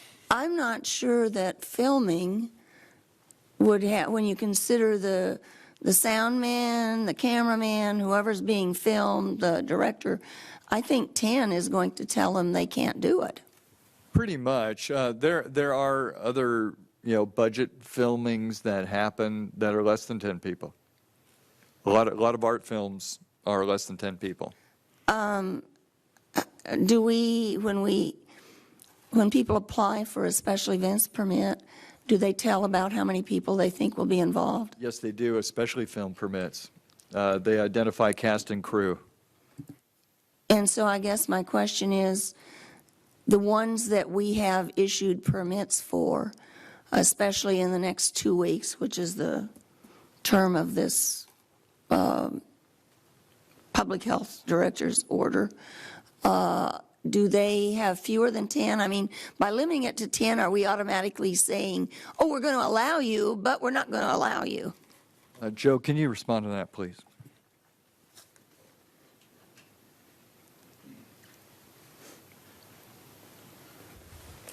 We only have one special event filming permit issued currently that exceeds 10, and they've actually postponed their filming voluntarily on their own. Okay. And we don't have any pending applications at this time. But to answer your question, yes, most film permits include more than 10 people. And if we place this limit, we're basically by de facto saying no. And I guess my comment is, I've finished my questions about this, but I think my comment is, since that was in the president's guidelines, and the president's guidelines often change from day to day, they're not always consistent, I don't know that we need to go by his guidelines because they have not been followed through in any order. And I think that we'll be making decisions that could apply to as long as the public health, as this order that came today from Dr. Levin will be in existence, and I think he'll probably extend it. So I would suggest 25 for that number. All right. My only comment. No, thank you, Mrs. Craven. I think we still had some questions, though. Right. I don't have a question. I do have a comment at the appropriate time. Can you hold it just for a second, Mr.? I just want to ask, is there anyone in the audience who wishes to speak or offer public comment as to this issue?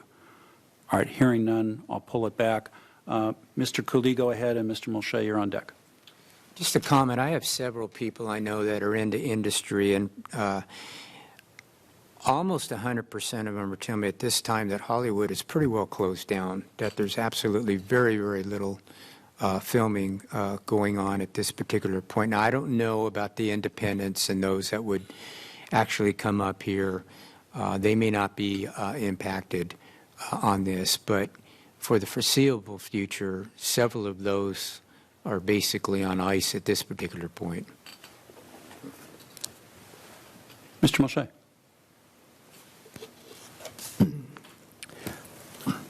I take some issue. What I want to do is I want to make sure we're not taking guidance from non-health professionals.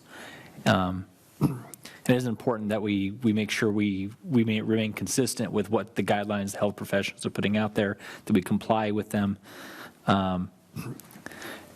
Again, we're taking this number 10, and I can understand from a social setting. I don't think taking that number and arbitrarily applying that to all something like a business setting, like a filming, is necessarily appropriate. I wouldn't mind taking the 10 and some. We're applying it to special events. We're applying it to like say weddings and whatnot, stuff out the ranch that we already talked about.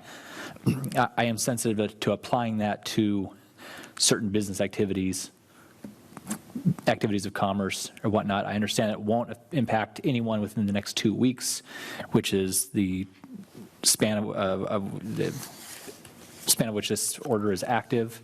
I do agree that it's likely going to get extended. That's my personal belief. I have nothing to base that off of other than my personal belief. Maybe I can ask a question beyond 2 weeks, looking out an additional 2 weeks to a month. Would there potentially be additional impacts beyond that if the number of 10 were to stand or be implemented? I guess it's a question for Joe.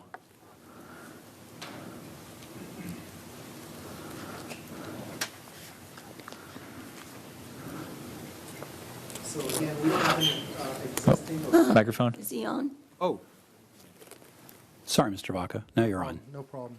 We don't have any existing or pending applications at this time, but 9 times out of 10, when we receive film permit application requests, they do exceed 10 persons. Would we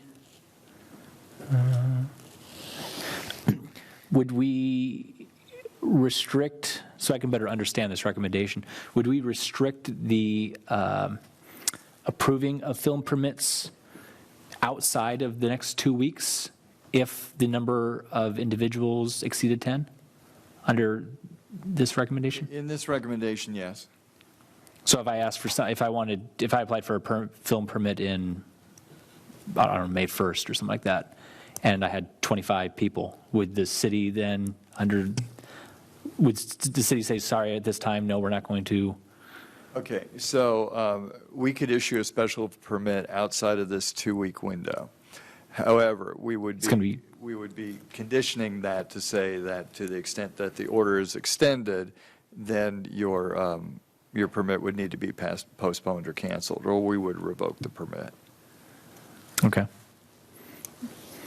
I think 10 is too stringent for a business-related activity. I can understand it for certain social events and whatnot. Although I do recognize that it's not coming from a health officer, healthcare professional. It's not coming from neither directly from the CDC nor the state health office or even the county for that matter. But. Ms. Santangelo. So I don't have much, the 10 people, I'm not paying much attention to that. What I pay more attention to is the ability to have distancing between people. What concerns me about the filming is I don't know how they ensure that there is that distancing. I don't know much about the film industry, but I would think that this is work that's, I don't know. I'm concerned about how that is enforced, how we know that they have space. I tend to think we just shouldn't have any filming permits right now. Do I hear a motion? I move to, I have a hard time reading that, and I don't have it written, but I move to allow or to direct the city staff to issue special event permits for permitting with a maximum of 25 people. Just to be clear, we're talking about film permits only, correct? I thought that I said that. If I didn't, I meant to say special events permit for filming. Correct. Should I have said something else? No, that's what you want to say.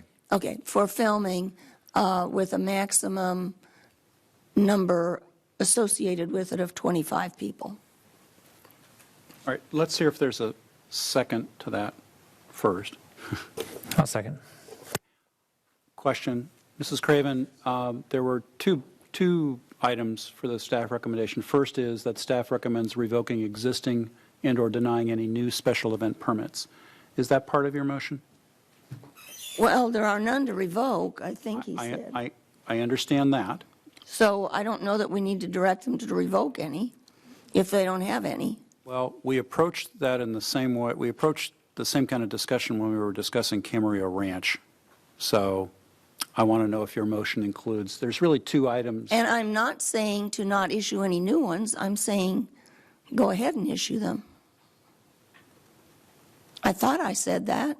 Didn't I make it clear? Well, I'm sorry, I wasn't clear on your motion. I said direct staff to continue to issue special event permits, is what I thought I said. Maybe. You did, and you didn't address the first What? part. For filming. Right. But Therefore, we wouldn't be directing staff to not issue any new ones, which is what you said. well, there were two bullets up on the PowerPoint. And your motion really spoke to the second bullet, but not the first. And that's why I was inquiring. Okay. The first bullet says, I'll just read it. The first bullet says, staff recommends revoking existing and/or denying any new special events permits. And number two, staff recommends issuing filming permits, but restricting to 10 people maximum. I'm just reading from the board. I thought we talked about regular special event permits in the last one, and we were now only talking about filming. Did I misunderstand what we talked about last? Did we take that action on Friday? We did take action last Friday, and the action that we took last Friday, Allowed that with restrictions. it said, the city will revoke any existing special event permit or deny the issuance of a special event permit for any event over 250 people and for any event less than 250 people where social distancing of 6 feet between persons cannot be maintained. And then each permit revocation or issuance denial will be made on a case-by-case basis in consultation with the event organizer. So that's where things stand as of last Friday. Okay, but I thought that just prior to talking about filming, we talked about special event permits, revoking, denying, whatever, and I, in fact, said to Mr. Norman, that does not, that's all special event permits except for the farmer's market. And he said yes. Did I dream all this? No, my understanding is that farmer's market we've handled. Right. We're done with that. That's done. Right. I thought we were done with number one up there. And the ranch is done. And the ranch is done. So now we're talking about any other special event. For the first line up there, we're talking about any new special event permits that are not farmer's market and they're not the ranch. Could we break this into two things and talk about other special event permits and filming permits? Yes, definitely. I highly recommend that. Okay. My motion was exclusively dealing with filming, not any other kind of Okay. special event We permit. need to address Oh. the special events. Okay. Well, actually, Mr. Kildee, I think what we should do is just take this Separately. ad seriatim. Right. We'll just take each one. Okay. So right now, let's just talk about the film permits, if that's all right. Now, we have a motion, hang on, we have a motion on the floor with a second. Right. And I think it pertains only to, if I recall it correctly, the motion effectively says staff, or staff may issue film permits, but restrict them to 25 people maximum. Is that the motion that's on the floor? That's the motion on the floor. Mr. Mulchay, do you agree with that as the second to that motion? I will, for sake of discussion, I want to I think because there's more to talk about too. I want to withdraw my second. Okay. Just for the moment. I want to clarify my understanding, what we discussed earlier, which was our EOC director, city manager issued order number 20-1, which we just ratified. In that, we limited public gatherings to 50 people. So the benchmark there, that threshold is no longer 250, it is now 50. I would think that would effectively mean that we're not going to be issuing any special event permits exceeding 50 as kind of the baseline, or as that threshold right now. I'll amend my motion to 50 then. Okay. Hold that thought, if you would, Mrs. Craven. Yeah. Well. Oh, you're Okay. talking about special filming or? That's why I withdrew my second, because it dawned on me that the threshold as it's kind of stood right now outside of the staff's recommendation was 50. So by only discussing by only discussing filming in regards to special event permits and lowering that threshold to 25, we're lowering the threshold to 25 for filming and not addressing special events. No, thank you, Mr. Mulchay. Let's come back to that. And my response is, when you're reading from item number 13 on EOC Director Order number 20-1, that is not with respect to special events permits. That is with respect to weddings and other gatherings scheduled or to be scheduled on any property owned by the city. That, in my mind, does not include the potential for special events permits, which can be held on, as we know, on other than city property. So I looked at that as a distinct item. Mr. Norman, do you have any, can you assist us on this endeavor and give us any guidance? Any comments you wish, any comments you would wish to make at this point, Mr. Norman?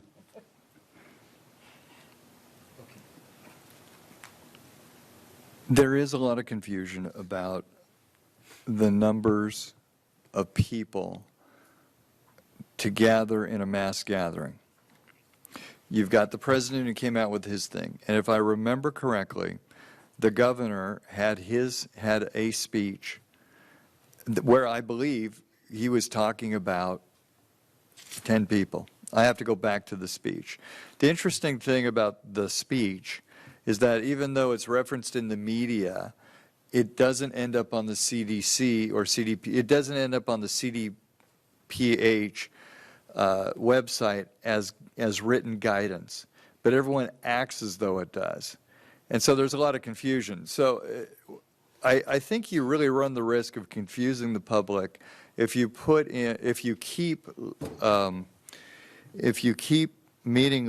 allow for meeting limitations of up to 50, because everybody's expecting everybody to comply with a lower number, whether or not it's written guidance or spoken guidance. So you really need to be careful about that. And that's one of the reasons why 10 is up here. It's not just because of the president's two-pager. It's because you've got other local officials who are lowering the bar to that level. Legally, I don't know what that means. I just know that in the minds of public opinion, people are thinking 10. I've got city managers all over this county who are thinking 10.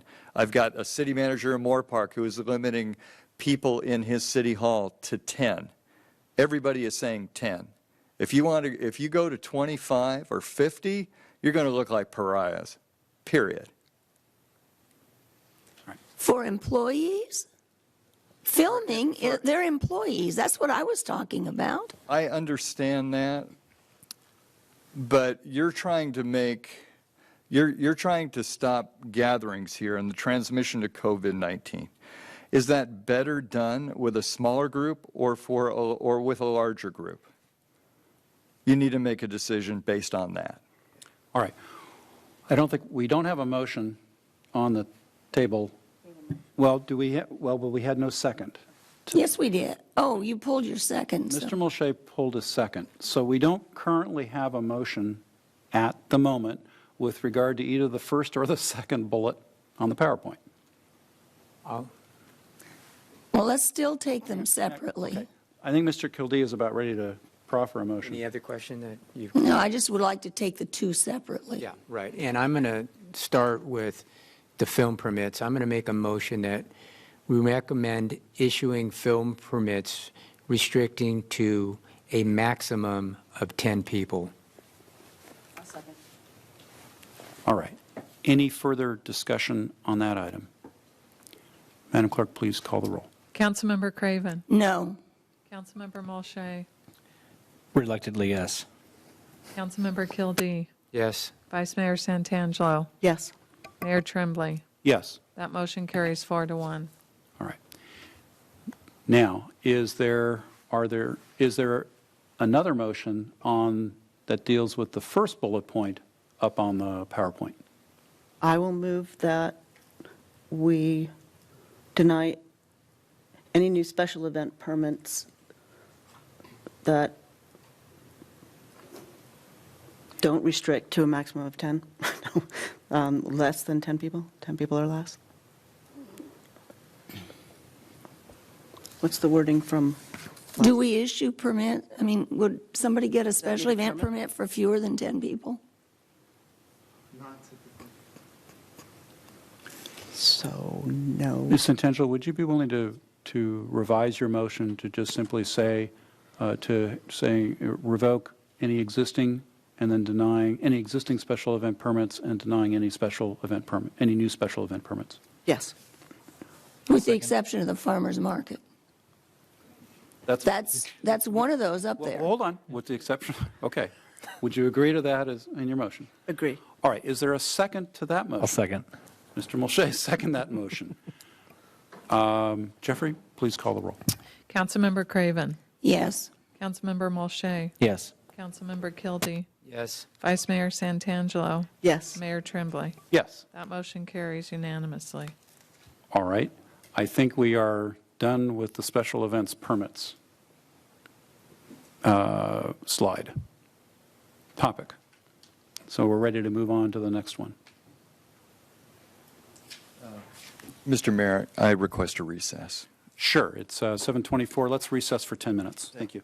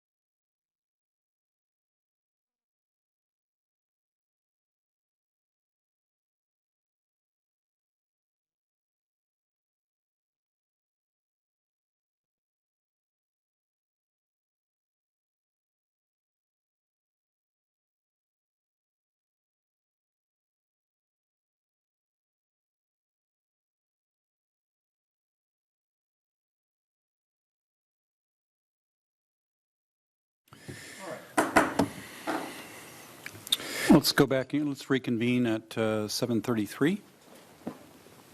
Mr. Norman. The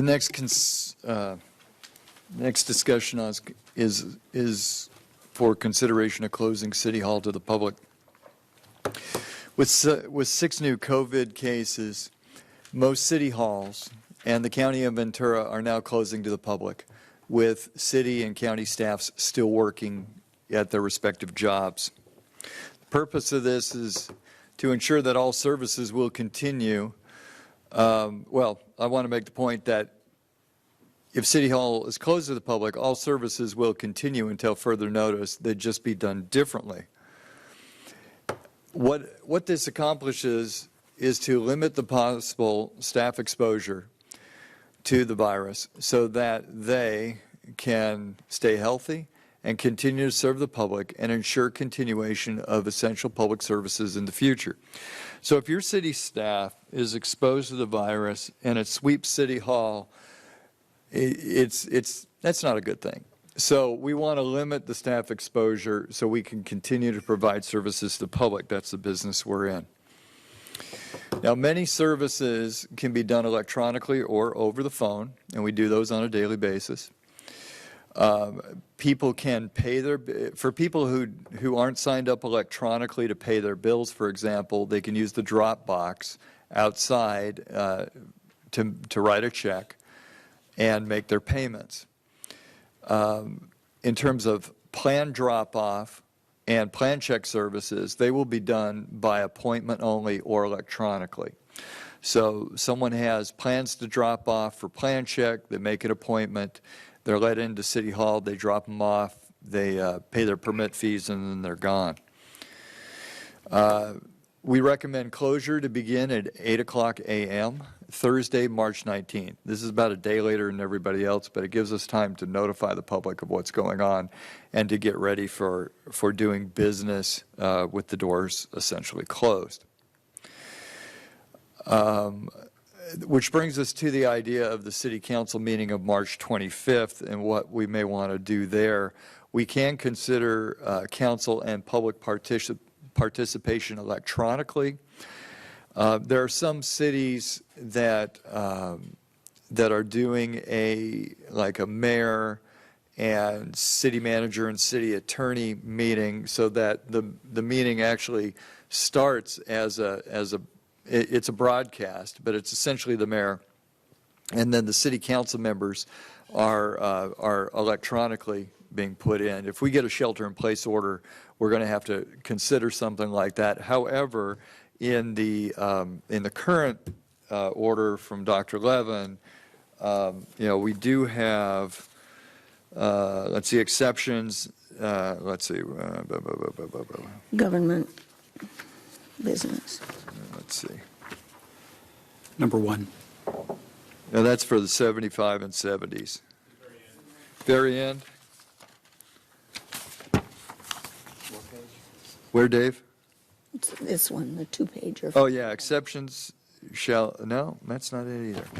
I thought there was a government exemption. That's for me. Yeah, that's for you.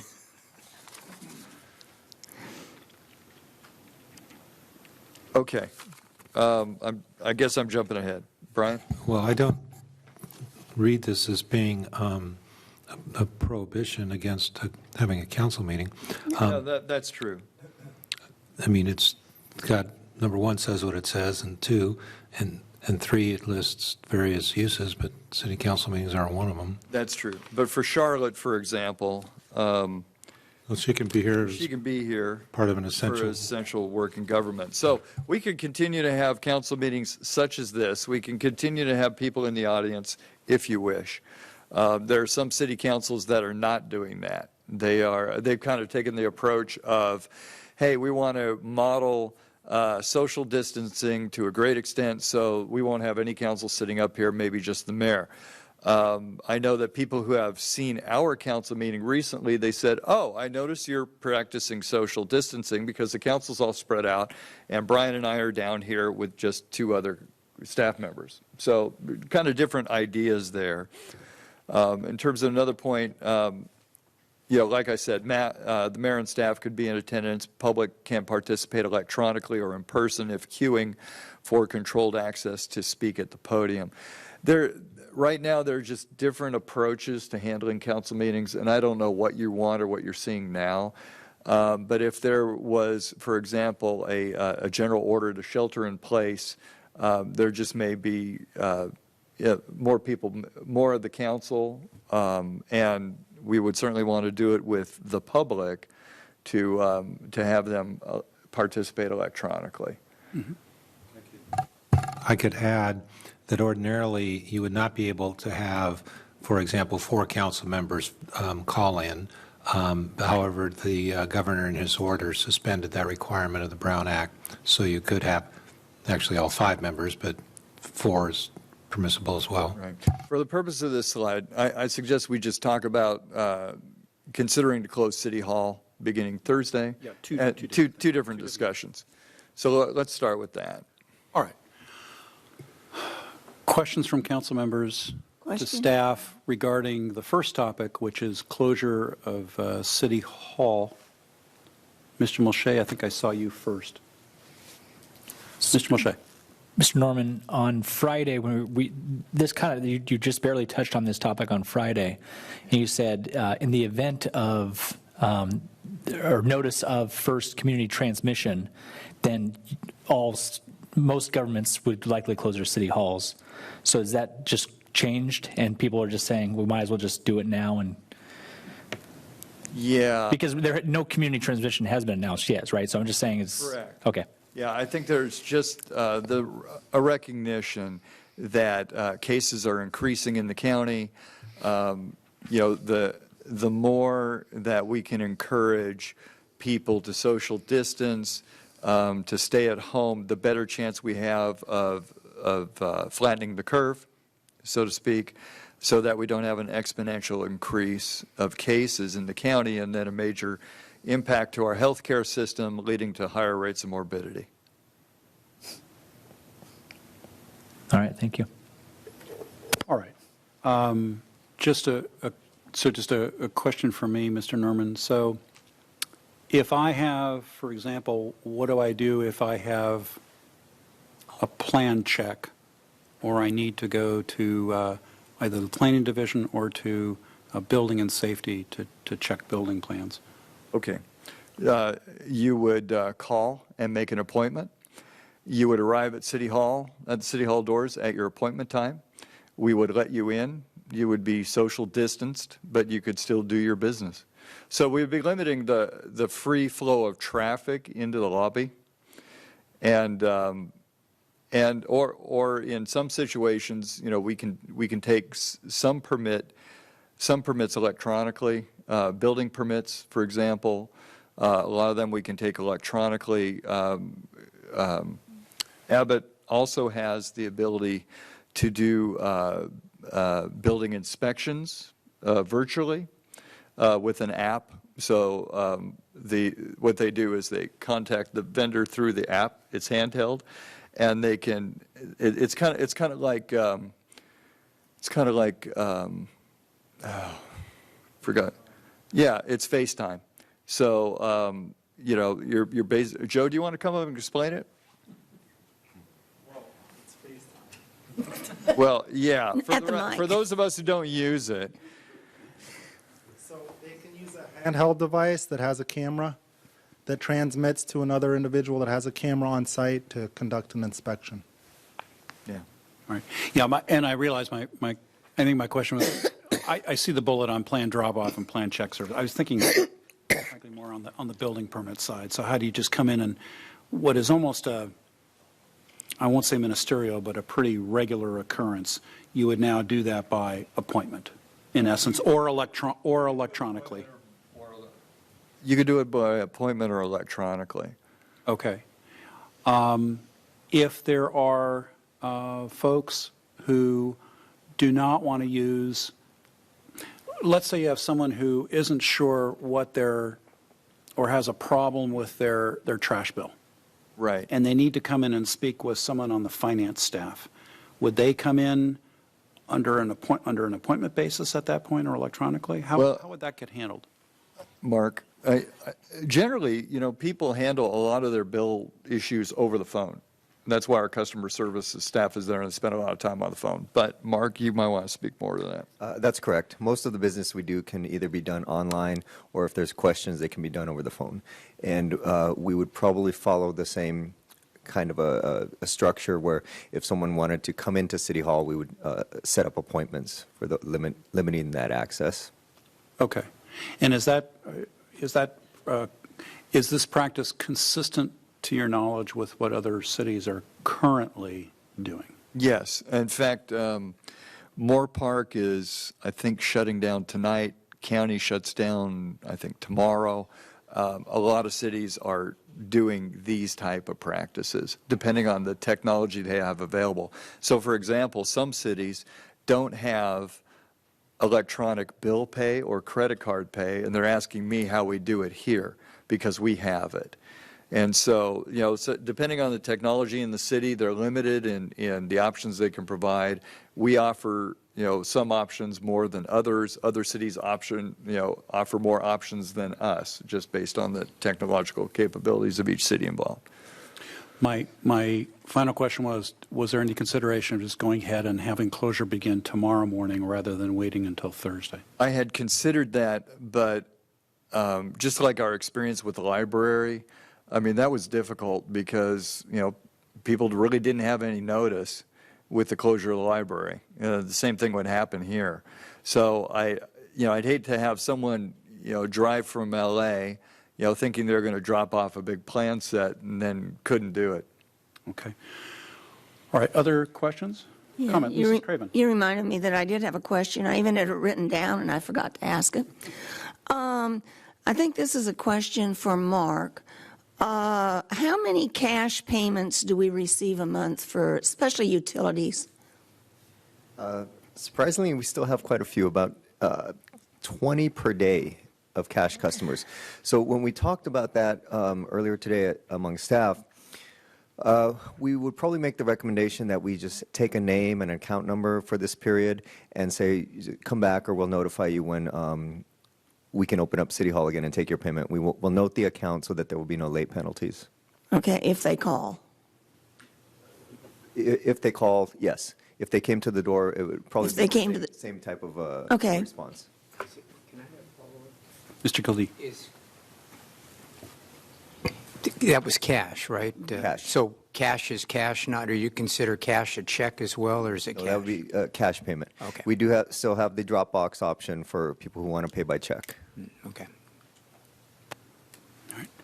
Ms. Santangelo.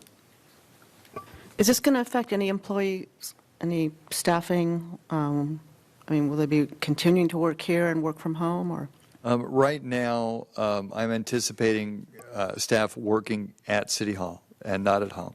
There are some unique situations. For example, this week we had a child care situation where, we had a mother with children who, are now out of school. Her child care was not available, and so she needed to fill in, but she could do her job from home. And so we work with these cases on a case-by-case basis. Mr. Mulchay. I do appreciate the extra day's notice. I think it's much needed. And I think how we communicate this out to the public and how we inform those who are still coming here and unaware of these changes, like the bill pay, if I cannot pay in cash, then I need to be communicated some way. I would be concerned that if I'm paying on the very last day, I'm paying in cash, and I can't pay, what happens? Do I get fined? Am I going to get? Are there going to be penalties? But having that clearly told to them, on some sort of flyer, on a big poster, some way for those who are coming here, then obviously we're going to have to make this more widely available. I know you already have plans in place to do that, but electronically and by other means. For a lot of people, this is going to be very, very disruptive, and it could only, which I understand, but in order to quell as much confusion and or even worry amongst a lot of those people, if we can try to figure out the most common anticipated questions as a result of this closure, and unfortunately it's going to have to be across a whole set of different, I mean, there's quite a few things one can do in interacting with City Hall and city staff, a multitude of different functions. We're going to need to try to somehow distill all those functions and those questions, just maybe some of the basic questions, and flesh those out. Because otherwise it's probably will be a flood of phone calls, not to mention a lot of frustration, a lot of worry, particularly, say, those who are paying a bill and are concerned, just like the library. I got the same questions online from people, both publicly and privately. I got to return a book today. It's due back today. Am I going to, they weren't watching the city council meeting. They didn't know. Am I going to incur a fee? What's going to happen? They didn't watch the city council meeting. Believe it or not, all of Camarillo doesn't watch these meetings. I am appalled. No. And there's so much news right now. The newspapers aren't, for the most part, they aren't carrying that fact. I don't recall if I even read anywhere that the Camarillo Library was closing. Just that facilities in general were closing. And I don't even know if I recalled seeing a mention of the Camarillo Library specifically. So it was way down yeah. the last paragraph of the article on library. So you can't rely on the press to communicate. There's so much news out there. There's so much happening. Something like this isn't gonna, not gonna run with the headline. That's why we have to rely on our pushing it out to the maximum extent possible, which I know we're trying to do. Website, Facebook, et cetera. So, all right, Mr. Kildee. Yeah, a couple of questions. How are we going to get the word out on this? And that's A. And B, specifically, how are we going to roll this out to our senior citizen community?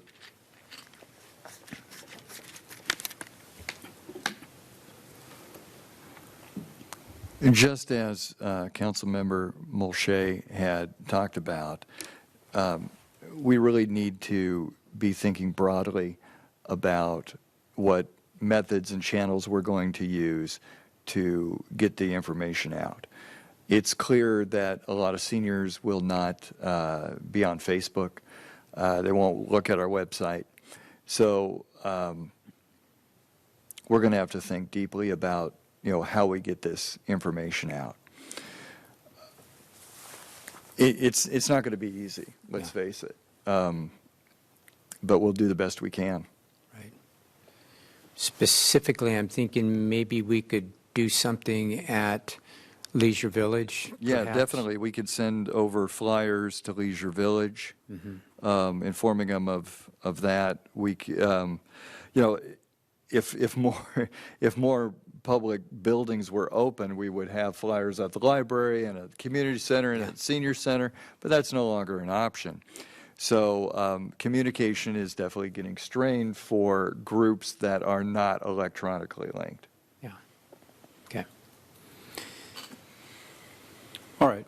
Do we have a motion on this particular item? I'd move staff's recommended action of looking for the language. Closure of City Hall beginning at 8 a.m. Thursday, March 19th. All right. Is there a second? I'll second that. All right. We have a motion and second. Any further discussion? I've got a comment. Mrs. Craven. I got to tell you, this is really frustrating to me because we're acting out of fear. We're acting out of fear that this is going to spread, and yet at noon today, according to the CDC site, there are 5,100 confirmed cases, 5,100 in the whole U.S., and 91 people have died in the U.S. And you compare that to this year, as of noon today on the CDC site, in week 10 of the flu season, 22,000 people have died. I haven't heard anybody complain about the flu being caught. So we're taking all these actions tonight. We're doing a lot of things, and at the same time, we're telling everybody, don't panic. And the actions we're taking, what government has done is provide the media with everything it needs to go out there and present everything so that people are panicking. And so I understand why we're doing this, but I just think it's really premature, and then it's going to go on and on and on until something spikes and they hit it finally got to, 538 in California or something like that of confirmed cases. And I think some of those are the people who were on the ship who disembarked and went to a military base. I think we're going at this really early. That's my comment. Ms. Santangelo.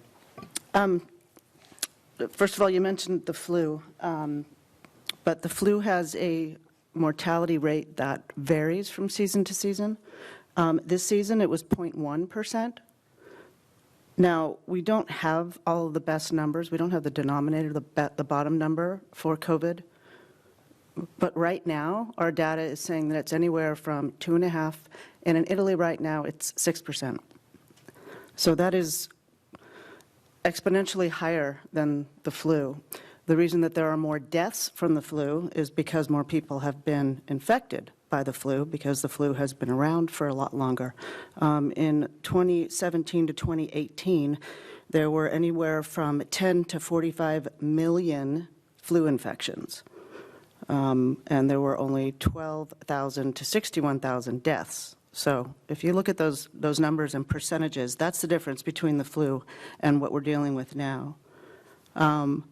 If you also take a look at how we're tracking number-wise in terms of positive tests, we are tracking exactly the way Italy is, and you can see the numbers. I believe, give me a sec to pull it up here. I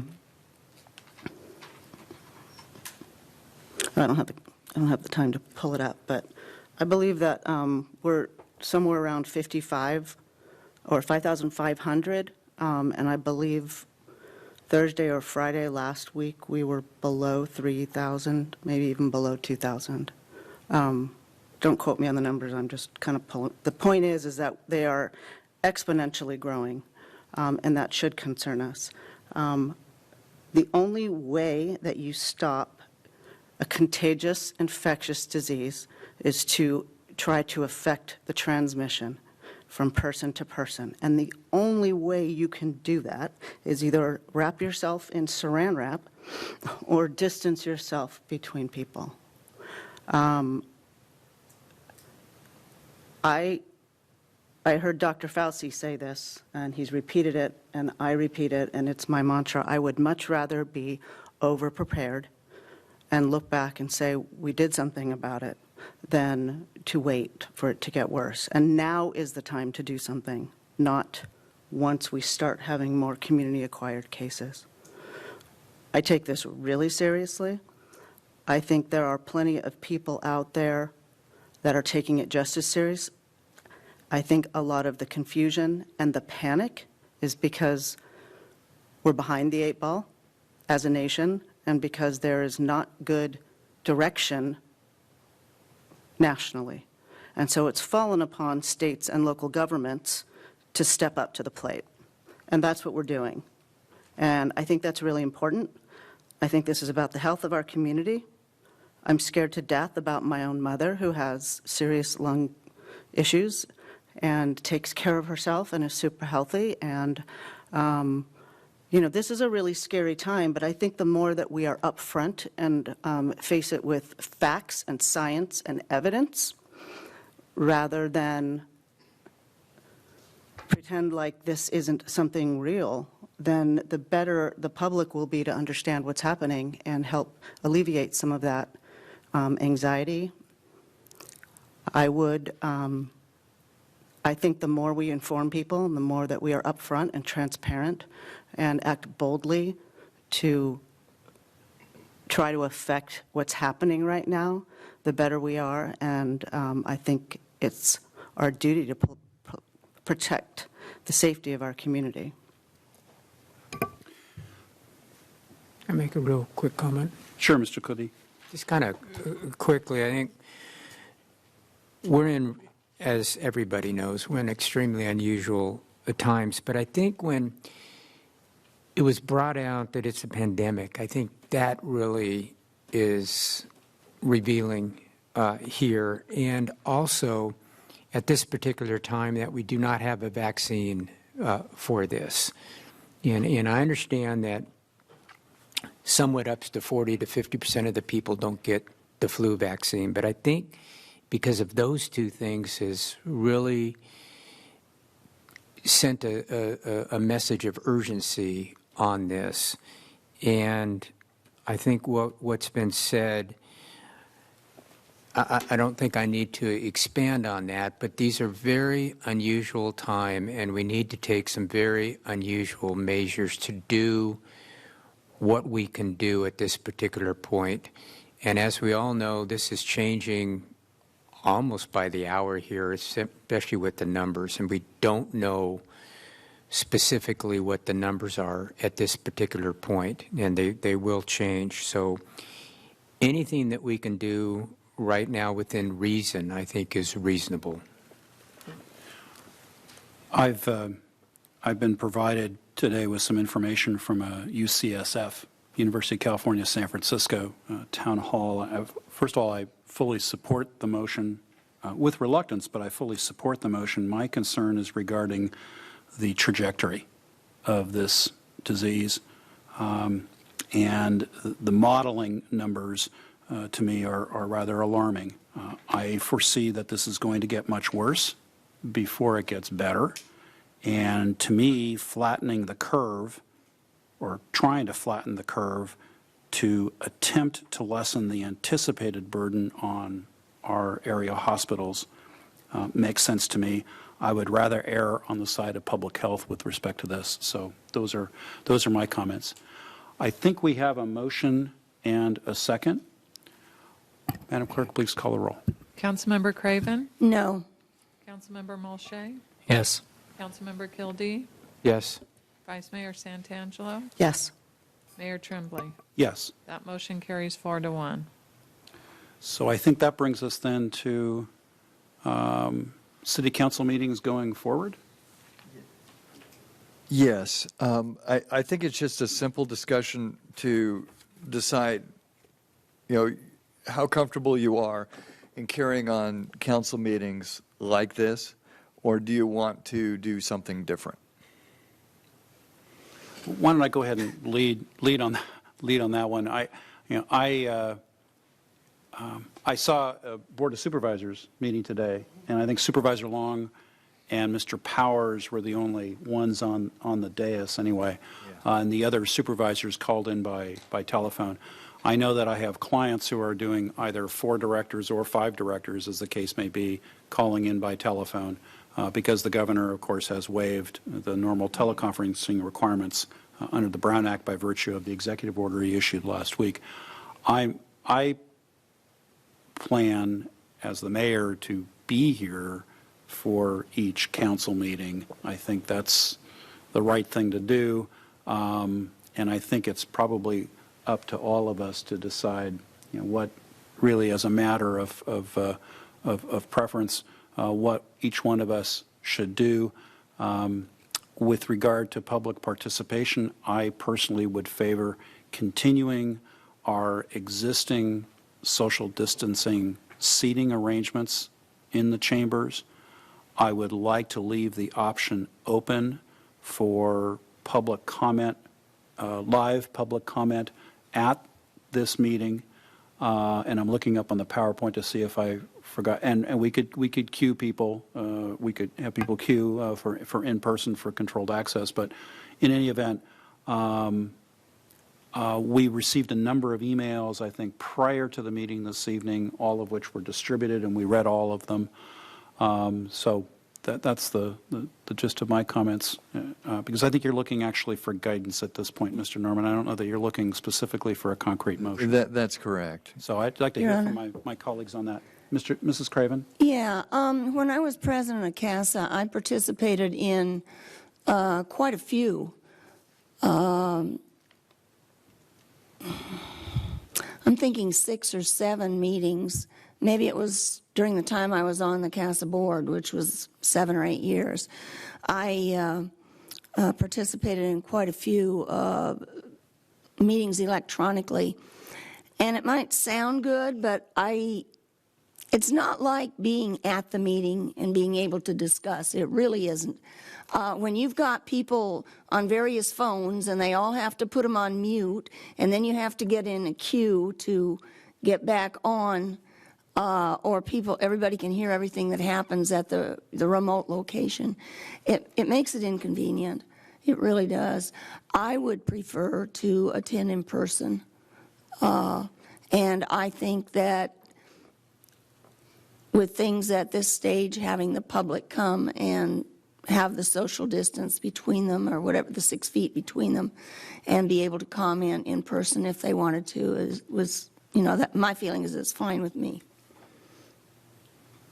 Mr. Mulchay? No, I'm perfectly comfortable in this setting. I think we've done a good job modeling social distancing and what it is. I have received a few comments from people saying, or acknowledging and observing the changes in our setting up here. I'm more than comfortable being here. I'm fine. Mr. Mayor, I echo all your comments, and what Charlotte said, I think, was almost identical to what you had said. I'm comfortable with us each making our respective decision in that case, and obviously if someone doesn't feel well, then by all means don't come to the meeting. But I'm more than comfortable with having public meetings. If anything, I think it shows some resolve, and giving the public just a little bit more access if they do want to come. I've never felt uncomfortable here, and particularly in this setting. This is the second meeting we've held with social distancing enacted, and I'm perfectly fine. I think this is perfectly effective, just the way it is. I do have some gripes with conference calling or calling in, video conferencing, whatever you want to call it. It is kind of a pain, and it is not the same thing. It is hard to have a real effective meeting, and in the depth of dialogue and discussions that sometimes we engage in, it's far more difficult to have over the phone than it is in real person, where I can see a human being from at least 6 feet away, and and see the emotions on your face, and you can see the emotion on my face and whatnot. So, Ms. Santangelo? I watched the Board of Supervisors meeting today as well, and it's clunky when you're having to video conference, and I think Kelly said she was getting text messages when somebody wanted to make a comment, and so I think this actually models pretty good social distancing as well. So I'm okay. I just would hope that if something were to change, we would talk about it. Yeah, so I think with the necessary measures that we've implemented here, for the next meeting, now subject to change, of course, if these numbers change on us, I think we may have to revisit this. But at this particular point, I think that it would be recommended for us to do it the way that we are right now. This is our second meeting, and as you get more and more meetings, you get more and more comfortable with this. So right now, that would be my recommendation. However, if numbers do pivot, then we'll have to readdress this perhaps. And I would just respond, Mr. Kildee, briefly. You know that we've asked that there be that this item, the COVID-19 item in toto, be on a continuing agenda item on our agendas going forward. Mrs. Craven? Yes, I was just going to bring up that we do have a policy, a city council policy on teleconferencing, or whatever it was called. It specifically says that if any member of the city council who is ill will not be eligible to teleconference. And I don't know how we can do that, but maybe we can have a way to just dispense with that policy temporarily. If somebody became ill or had been exposed and felt they needed to teleconference for a meeting, I certainly wouldn't object. Nor would I. That just makes sense to me under the current circumstances. And I think, notwithstanding I voted against that policy. I'm not familiar with that written policy. It's a policy. Notwithstanding that, I think any three of us at any one time can say, look, notwithstanding that policy, we're just going to move forward and allow people to teleconference in, and I would just do that and not worry about changing the policy at this point. Okay. Anything like that. Unless there's disagreement on that. Okay, without objection. I think then that gives you, Mr. Norman, the guidance that we need at this point on this issue. Could I ask, what was the resolution with regards to public participation? Just the same as we do now? Same as it is now. Same as we have done in the past with the public coming to the microphone and speaking? These 2 meetings. I'm sorry, I don't understand. I certainly, Mr. Pierik, responding to you, I know that I articulated my thought that we should go ahead for the time being and continue in the same way that we are now. I didn't hear objections from any of my colleagues with I said the respect. same thing. I might raise this one. With regards to the governor's order, this is Executive Order N2520, and in Section 11 he addresses the Brown Act, and has been previously mentioned that he had basically suspended the Brown Act with certain exceptions. One of the exceptions was that you still need to have at least one publicly accessible location from which members of the public shall have the right to observe and offer comments. So that would certainly be consistent with what the council is doing here. The only question I raise is whether or not you would want to consider allowing members of the public to call in comments or not if they, felt uncomfortable being in a setting like this. I mean, you can see what the social distancing is in the audience now, and the number of seats that are designated for spacing. And if you had another 15 or 20 people in the audience, I don't know if there's enough seats out there that you'd be able to fit them in the chambers. So I just raise that as something what you might want to consider. Mr. Mulchay. I was going to add, and it was the way I interpreted something you had said, Mr. Mayor, where you had referred to comments almost like a live, I don't know if you had said call in, but I thought you had implied that people would be able to submit a comment almost in real time for our consideration. I don't know if you had, I don't recall the word you had said. I wasn't going there, and Okay. I understand that topic, but I would raise that then. For the people who ahead of time don't send us an email, for people who aren't able to come down because of their own personal, I don't know, if we have a 75-year-old grandmother who's just doesn't feel comfortable coming here but wants to make a comment but doesn't have the ability or take the time to, or, the forethought to send an email or a written letter or something like that, do we create a mechanism by which someone may submit a comment in somewhat more realish time for our consideration on an agenda item? I understand that pragmatically or historically what this council has done is to take the emails that have been provided ahead of time and distribute those out among all of the council members. I'm not aware, and maybe Mrs. Craven or Mr. Kildee can correct me if I go astray, I'm not aware that the council has ever had a mechanism for sort of a live being able to submit a comment electronically while the meeting is occurring. One of the pragmatic challenges with that is, do you read all of the comments? Let's say that there's a whole lot of comments, multiple comments. Do you read all those comments aloud? Do we call upon? I'm just pragmatically, and some of those comments may be from our own residents, some may be from outside Camarillo. We don't know. So the pragmatic challenges, to me, we would need to talk about. So, Mrs. Craven. Yeah, my thought on that is that it would be very difficult. For one thing, we have a process. We have a staff report. We have council questions. We have public comments. Then, once the council starts deliberating and a motion's been made, it's time for only council. But I think it would be very difficult to try to explain all that to people who keep sending in messages, especially if you had a person or people who continually sent you messages. that person might understand it, but I think it could very well delay the deliberation process once it gets to council. So I would tend to say they need to get their comments in before the 5 o'clock session or before the 7:30 session, and then they can be distributed to us.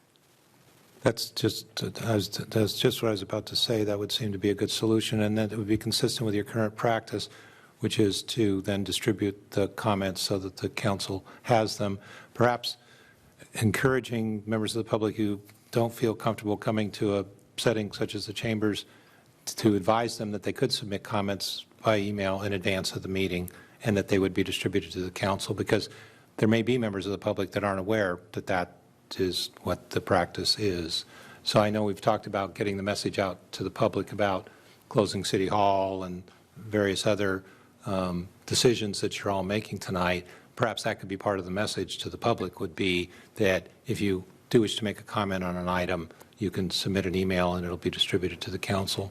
And I think we did we had a specific one-page sheet that was attached and was online to tonight's agenda. We could even supplement that by indicating that any comments are going to be any comments that are sent in by email prior to that time are going to go ahead and be distributed to council members.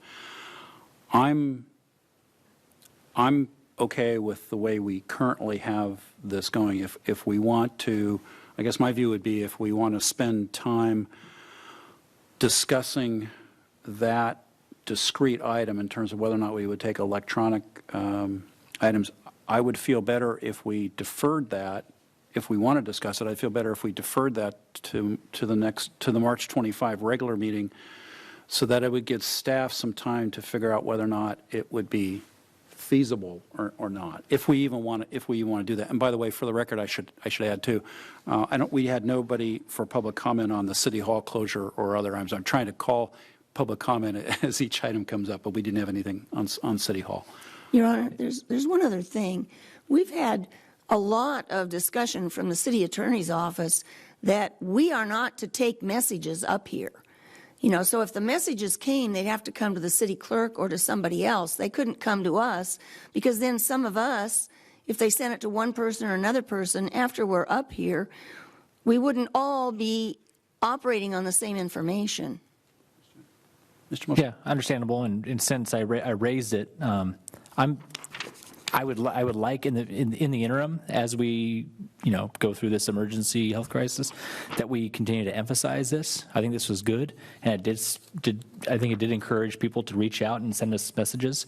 I would like to, and we can defer and amongst the million other things that staff has to do right now, maybe look at if there are ways to making public comment a little bit more efficient, something even simpler as just a submission form on the agenda page of the website, so they can more easily, in a moment's notice, submit something. And as a point of just process, correct me if I'm wrong, Jeffrey, I know you check if between each of our two sessions, do you check email or see if anyone had submitted comments? So like after our 5 o'clock session, we recess at 6. Before the 7:30, are you checking if anyone had submitted any public comment between that time? Typically, we check up until 5 o'clock and not between the 6 and not between the sessions? Maybe that's a quick change? Well, actually, a practicality here is something we discussed amongst the staff this morning, is the actual, how we're doing council meetings in terms of timing and study sessions. For next week, we won't have any study session. We're looking at a half-hour break to have dinner and then potty break, and then come back at 6:30 to deal with COVID stuff, and then continue with the agenda. We kind of see that as a model going forward, is that we really wouldn't have a study session for specific items, because a lot of stuff is just really not, it's not essential right now. And so we're just eliminating the study session calendar, and then starting at 6:30, we're going into this kind of COVID stuff, and then having public hearings afterwards and things like that. So, the whole study session or time to check emails for the 6:30 session, it just may not be practical. There's just not enough time to do that. All right. Do we have any more comments or discussion on this? I would just recommend that we continue with our current practice at this particular point. I can live with that. I don't. Provided the current practice includes like what we did tonight for tonight's meeting? And in fact, I would just simply suggest that we add to, I think it was item 2 on there, that, reassuring people that if those emails are sent in, they are copied and distributed to all members prior to the meeting. Okay. I think that finishes that item. Let's go on to the next one. Okay. July 4th, fireworks, concerts in the park, Law Day dinner. We're recommending canceling all 3 of these events and saving over $103,000. A couple reasons for this. Well, first of all, I'm suggesting that you direct me to come back on the 25th to take these as formal recommendations to be voted upon, because it wasn't on the agenda. Looking at July 4th, remember that we have to cancel the fireworks by April 4th in order to avoid paying for 4th of July. 4th of July costs us $35,000 to do the fireworks alone, plus other staff time, and so that's just one expense. The concerts at the park cost us $60,000. There have been some expenses already incurred by PVRPD, so we'd be getting back less than $60,000. And then Law Day dinner cost about $15,000, and you add all those up, and you come up to $100,000. One of the big reasons for suggesting that we cancel these events is for monetary reasons. This council has yet to deal with, and I hope you've been thinking that the economic consequences of COVID-19 are going to hit this city hard. George, how many businesses at the Outlet Mall have already closed? 70. How many? 70. 70 of the businesses at the Outlet Mall have closed businesses. There will be TOT impacts. There will be just a lot of financial impacts. And I think the city is going to need to be thinking about conserving cash and going into the next budget thinking about recession budgeting. Saving money now for expenses that, are going to may likely be impacted by, the continuation of this pandemic into months that for however long it doesn't, continue. We don't know how long this thing's going to continue, but to continue to spend money on these things, with the hope that somehow it's magically going to end by the time these events get there this year, I think is you could just be wasting money. The Law Day dinner cancellation or maybe postponement until later on in the year, whenever that would be, comes at the recommendation of the Sheriff's Department. Recognize that they are going to be incredibly busy, responding to this pandemic. They themselves, because they're working directly with the public and possibly infected individuals, they may be short resources by the time Law Day dinner comes around. And just, having coverage and different things like that could be a real issue for them. So, Eric, I don't know if you had any other comments or if I hit everything. Okay, I get the thumbs up from him. So that's my recommendation about these events.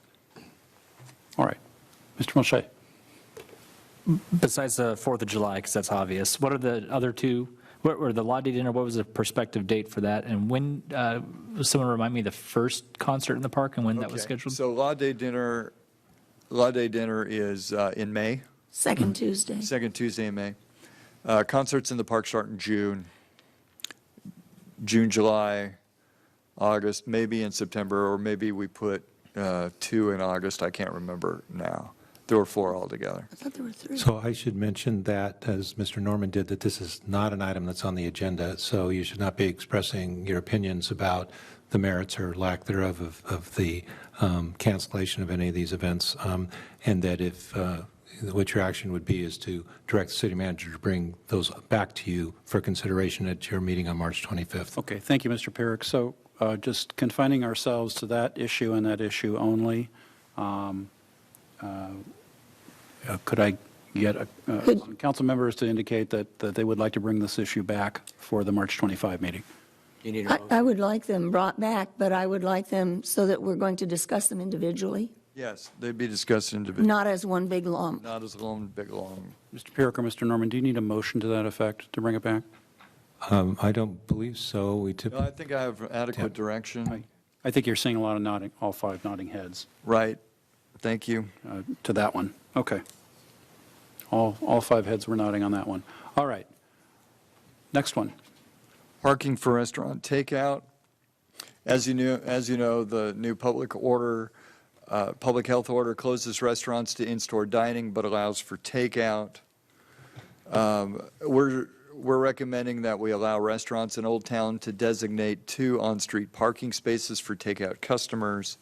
This would be something that where the restaurants would provide their own temporary signage, and Public Works and Planning would work with the owners to make that happen, make sure it's safe and isn't causing any other problems. So that's our recommendation there. A question? Mrs. Craven. Are 2 enough? We've received requests from at least one owner for 2 spaces. They're not asking for any more. Mr. Mulchay? I have the same question as to whether 2 is enough, and why only Old Town? Why not? There are other places in Camarillo that I understand we have more restrictive signage ordinances in Old Town, but why just Old Town? That came to mind for me. Do you have other places for on-street parking would be needed? I'd have to think about it. Yeah, I mean, off the top of my head, I don't know either, but I'd honestly have to look at a map. But yeah, I don't know if there are shopping centers. I know they have a lot of ample parking. I think of the Ralph Shopping Center, Kevin, like where your store is. I'm trying to think of some of the restaurants. I guess there's like ample parking in front of Adolfo Grill, and there wouldn't need to be special. I mean, but if it's on-street parking, then it'd probably be right. Yeah, we're talking about on-street parking. Yeah. If someone has a situation where we haven't thought about it, and they come up and say, "Hey, I'm in the same situation outside of Old Town. Can I have a space or 2 for my thing?" We'll work with them, of course. Okay. Let's see. I think that's enough questions, right? Or do you have another question? Yeah, I do, actually. So in light of this, maybe other businesses in Old Town have on-street parking haven't thought of it or haven't thought to make the request yet. But if someone comes to you and says, I would like 3 or 4, based on the level of business I anticipate or the level of business I'm starting to incur, would the city entertain that, or would they just say, sorry, only 2? Can we give flexibility? Can we say up to 4 if requested, or I don't? At this point, I would, just for the ease of implementing this as soon as possible, pick a number for an outside number and let us run with it. I think the request was for 2. It was for 2. If I recall correctly, but business could be booming now. It could. Some- Well, they're not going to have dine-in anymore. Some of them have their own parking lots, too. Atavia's, True. Bandits. let me just is there anyone in the audience who wishes to address this issue on parking for restaurant takeout? Okay, hearing none, let's bring it back to ourselves. Mr. Norman, are you looking for a motion from council or guidance on this? Just guidance on this? A motion would be preferable. Thank A you. motion would be preferable. I'll move staff recommendation. All right, we have a motion and a second. Jeffrey, would you please call the roll? Councilmember Craven? Yes. Councilmember Mulchay? Yes. Councilmember Kildee? Yes. Vice Mayor Santangelo? Yes. Mayor Trembley? Yes. Motion carries unanimously. Okay. So we're talking maximum of 2 spaces. Yes, right? that's correct. Okay, thank you. On to our next topic. Okay, now I get to stop talking. So next is preventing residential and commercial evictions. Tully Clifford's going to lead this discussion. Council members Craven and Kildee must recuse themselves. Do we need to explain why we can't? You can do that. Commercial, I'm assuming because the stop is by my shopping center, is that what? No, the reason is because I'm you are a commercial commercial That tenant. would be okay. Got it. And I am a landlord who would potentially not receive rents from these people. All right. Mr. Kildee and Ms. Craven are excused. I have a question, Mr. Pierik. I am a commercial subtenant, but not in the city of Camarillo. I'm in a different jurisdiction. Do I need to recuse myself on this item? It has nothing to do with, my situation has nothing to do with Camarillo. No. Okay. All right. Thank you, Pete. Huh? What if I rent? You're a renter? Yeah. You're out of here. Now we don't have a quorum. Now we don't have a quorum. Now what do we do? Why don't we defer it?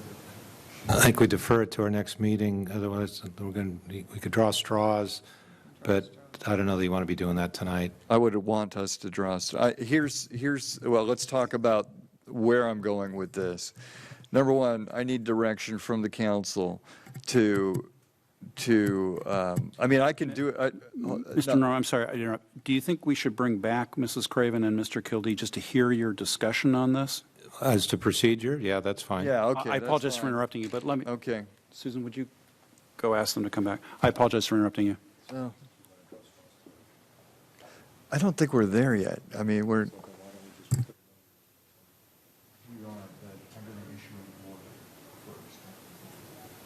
then because there's a council meeting next week, we're within the 7 days, so Yeah.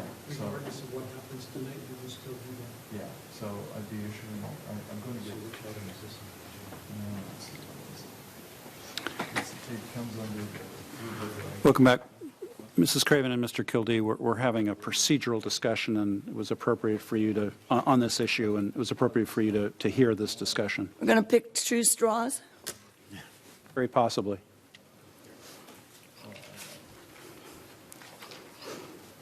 We have 3 council members who have a conflict. Yeah, we could put it, or put it on. Do you want to take a 2-minute break? No. 2-minute recess? Okay. All right, so. Question.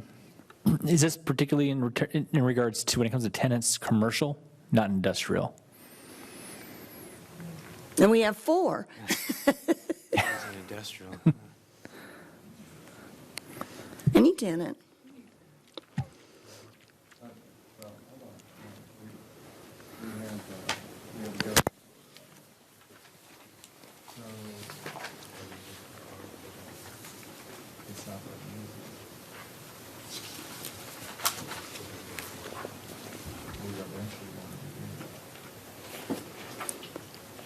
Residential or commercial eviction?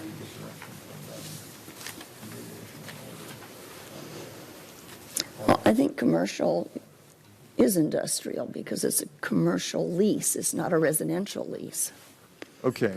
I'm going to inform the council, I'm going to issue an order tomorrow to bar evictions from residential and commercial properties in accordance with the governor's executive order. That order will then come to the city council for ratification on March 25th. And 4 of us will draw straws to see which 2 will vote? I think that's what the city attorney is saying. Yeah, okay.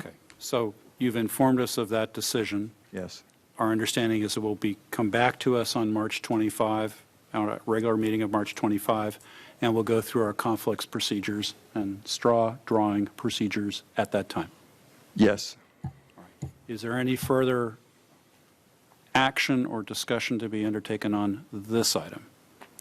And I will note that we have no speaker cards for this item either. There's no one from the public who wishes to address this. Hearing none.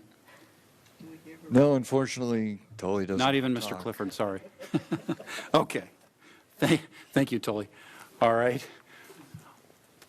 Mr. Mulchay.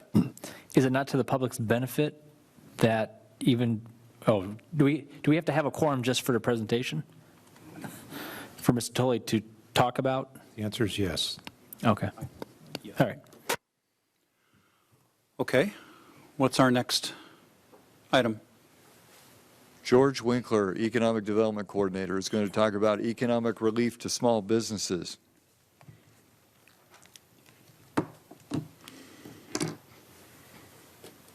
There. Thanks, George.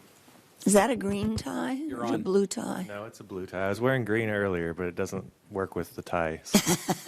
I was advised by my fiance not to put those colors together. Those of us who are color challenged appreciate that. Was that guidance or was that an order? Probably in order, especially if she's watching tonight. So, okay, so Your Honor and council members, tonight I'm going to be just presenting some business resources that are available.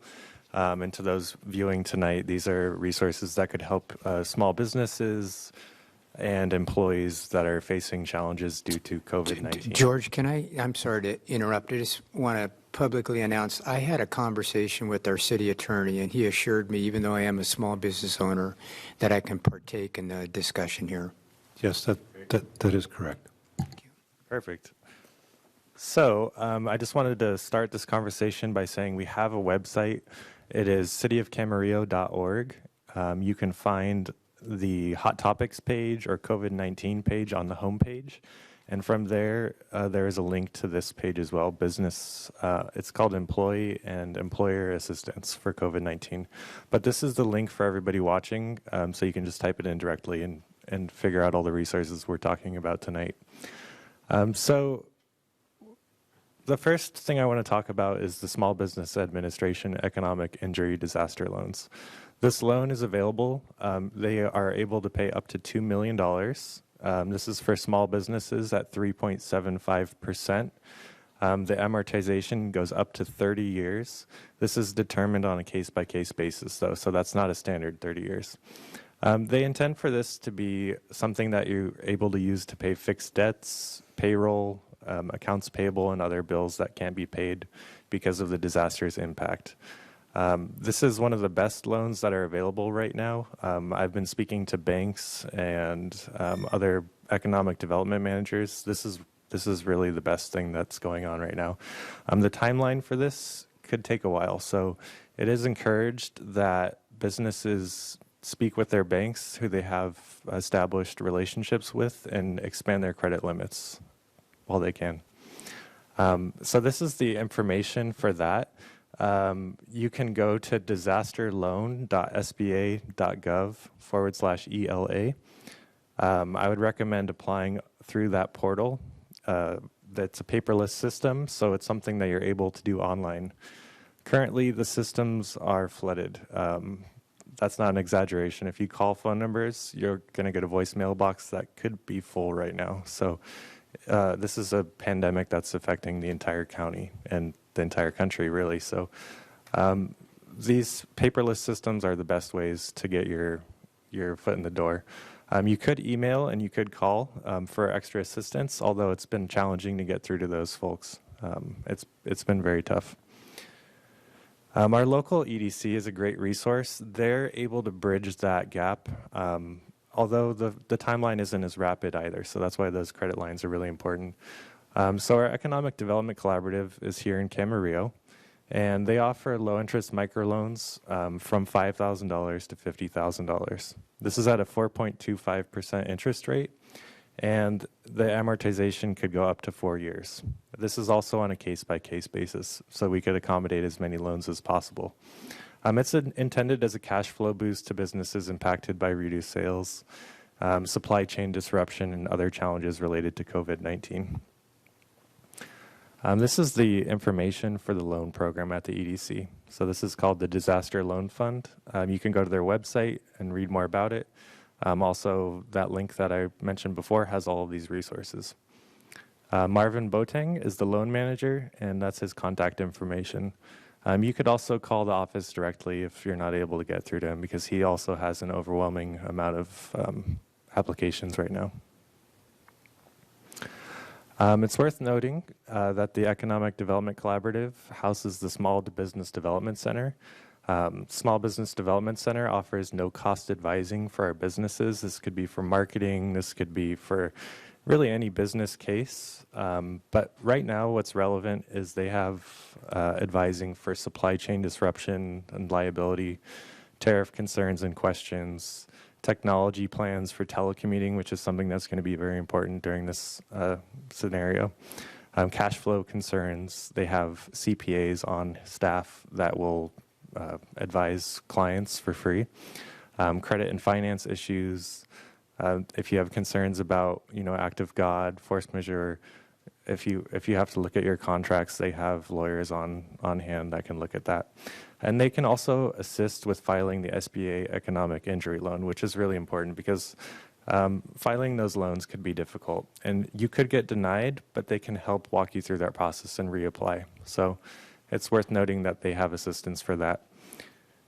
And so this is the contact information. The edcollaborative.com houses a list of resources for COVID-19. They're constantly evolving.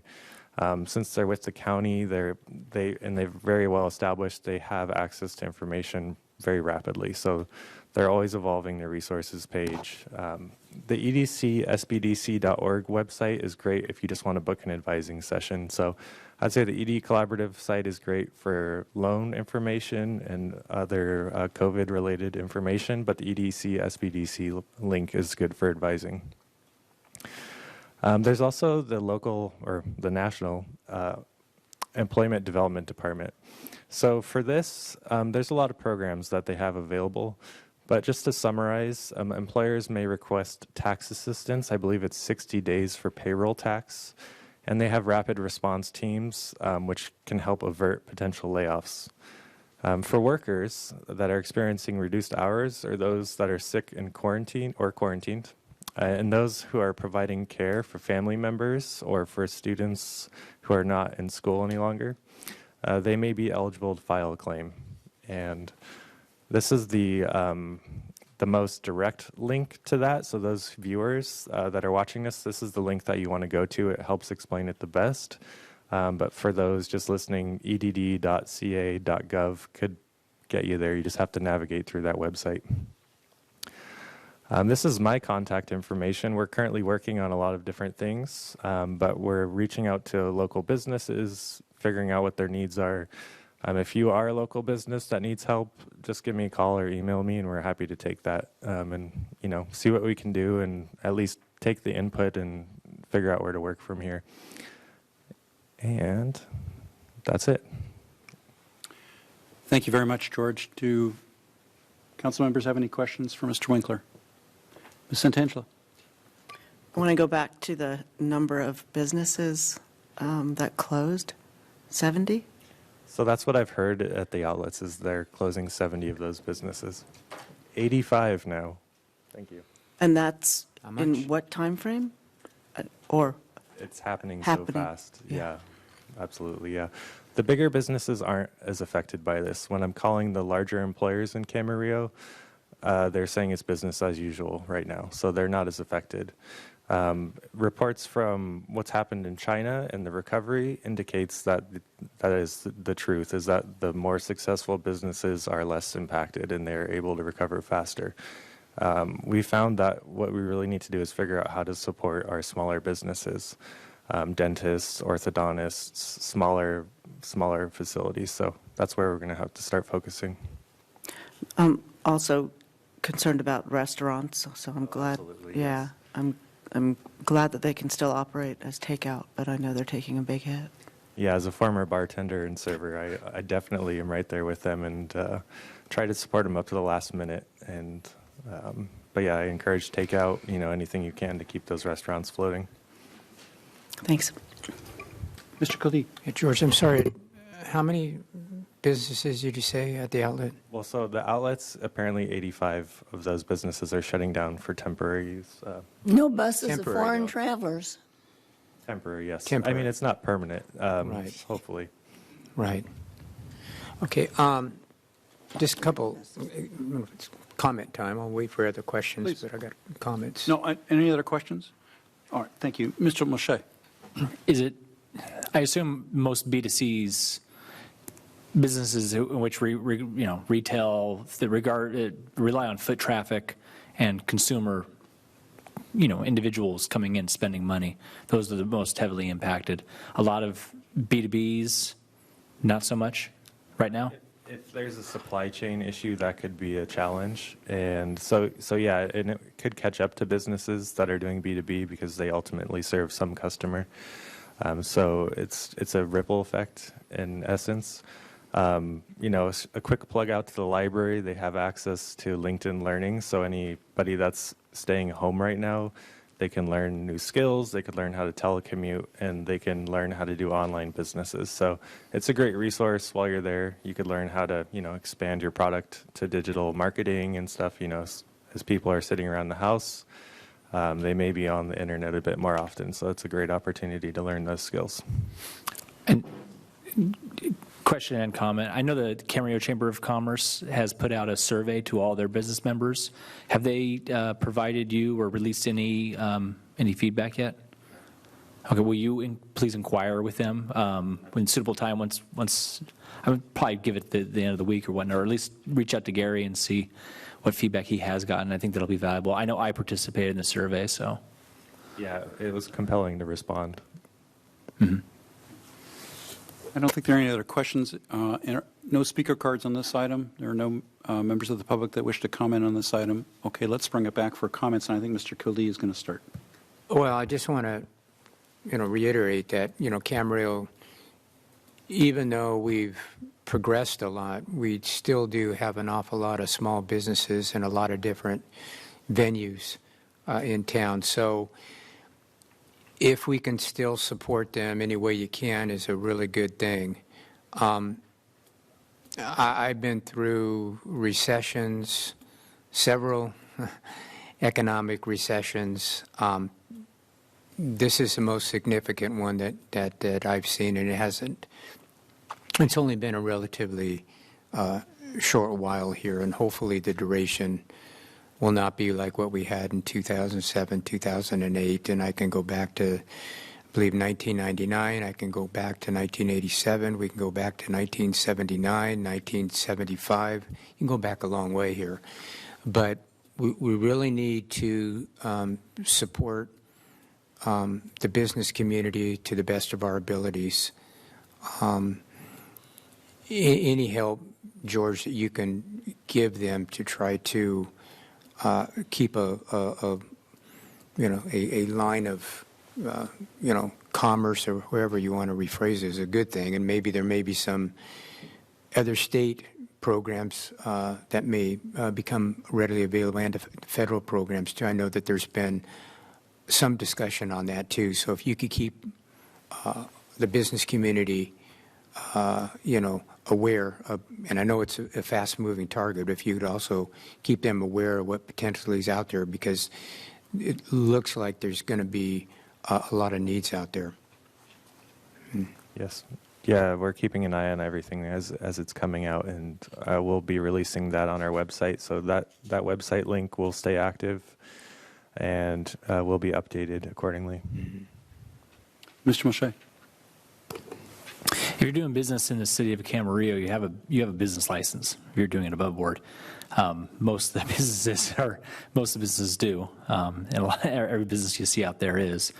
So we have contact information. We know relatively well the businesses that are most heavily impacted by this current situation.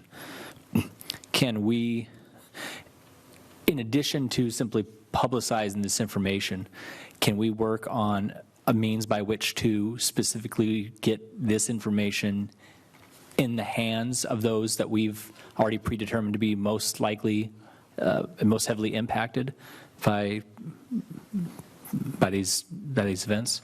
Absolutely, yeah. We're looking at multiple options for getting this information out. Since everything's been just evolving so fastly, the quickest thing we could do is put it online and on social media. So we've already done that. The site's been getting a lot of traffic since we put it on. We're tracking analytics. So that is effective. But like you said, when I'm calling the businesses, they recommend, could you deliver something to me? So that's something we're looking into. Another plug to the Chamber of Commerce, because they put out a very comprehensive, a really simple email, but yet it was very comprehensive in that it supplied a multitude of links to a whole host of different things, whether you're concerned about just the virus in general and information as to what's going on, to how to take precaution and enact procedures for your business in response to this, and social distancing, and just how to react to it in your place of business, to a lot of different resources, a lot of the same ones you just highlighted here as well. So a plug to them, and this is one of those situations where Chamber of Commerce does make a very good partner. So because they're just additional boots on the ground in situations like these. So thank you. I was wondering, I wasn't sure if the chamber is the right person to ask to do this, but with the restaurants right now that are staying open to provide takeout, if we could maybe help advertise them? Absolutely. The chamber actually just put out this list of restaurants that are open for takeout, delivery, drive-through. To Shawn's point, they're doing a great job at this. We're going to reach out to them and figure out if they'll let us share that list as well. We don't want to just take it from them, but I think it's a great value to add to the community. Then you're way ahead of me. Yeah. Thank you. Mrs. Carmen? I guess, I don't have a question, I have a comment, I'm sorry. Okay. Let's make it, okay, we're done with questions, let's come to comments. Lead us off. Well, I was really sorry to hear that 85 businesses at the outlet have closed so far, but I guess that's something we should have anticipated with the ban on foreign travel, and I think a lot of those depended a lot on the buses that came through that were mainly foreign travelers from all over. And so they've lost a significant portion of their customers with the national ban on travel. I think that part of my frustration is that people are getting mixed messages. On the one hand, they're being told, stay home, hunker down, don't go out, protect your children, protect the rest of your family members. And on the other hand, we're telling them, go out and support your local businesses. The large stores, the big box stores, have a mechanism where you can order online and pick up within an hour, 2 hours, whatever. And I've seen a lot of people using that. I'm not sure the smaller businesses have developed that. Maybe it would have been good. Hindsight is better than foresight, but if somebody had developed a way for smaller businesses to participate in that kind of a thing, or to offer that to their customers, it might have helped them, it might help them. I think we have to be very careful. We depend a lot on our sales tax income for the city. It's one of our major sources of income. I can remember when we got very, very, very, very little income from sales tax. At that time, we tried very hard, and we also got no property tax. We got property tax, but we were successful in getting the state to change a law so we could get property tax, and so could 8 other cities in the state that were in the same situation Camarillo was. We also brought in the outlet center, which became a major source of income tax. Of sales tax, I'm sorry. And major source of income for the city. I think we have to keep a real handle on this because we could be very, very affected next year. Next budget year. And I certainly agree with that, particularly in light of the fact that the sales tax revenue constitutes somewhere around 1/3 of this city's general fund revenue for any given year. It's just right around 1/3. Yep. Just one real. Mr. Kildee. I agree with that, and I think there is a lot of, mixed messages that are coming out here. But if all of us can do our part, for the local economy is a positive thing. And I have to say, one of the things that the city's done since my tenure here is that we saved money in the good times for times like this. And that's a good thing, and I think that's proven to be good economic policies here. Sales tax is very important to the lifeblood of our city, as it is to just about every city that I'm aware of. So we do have to keep an eye on this. Hopefully the businesses can weather these storms. Like I said earlier, we've been through a lot through decades here.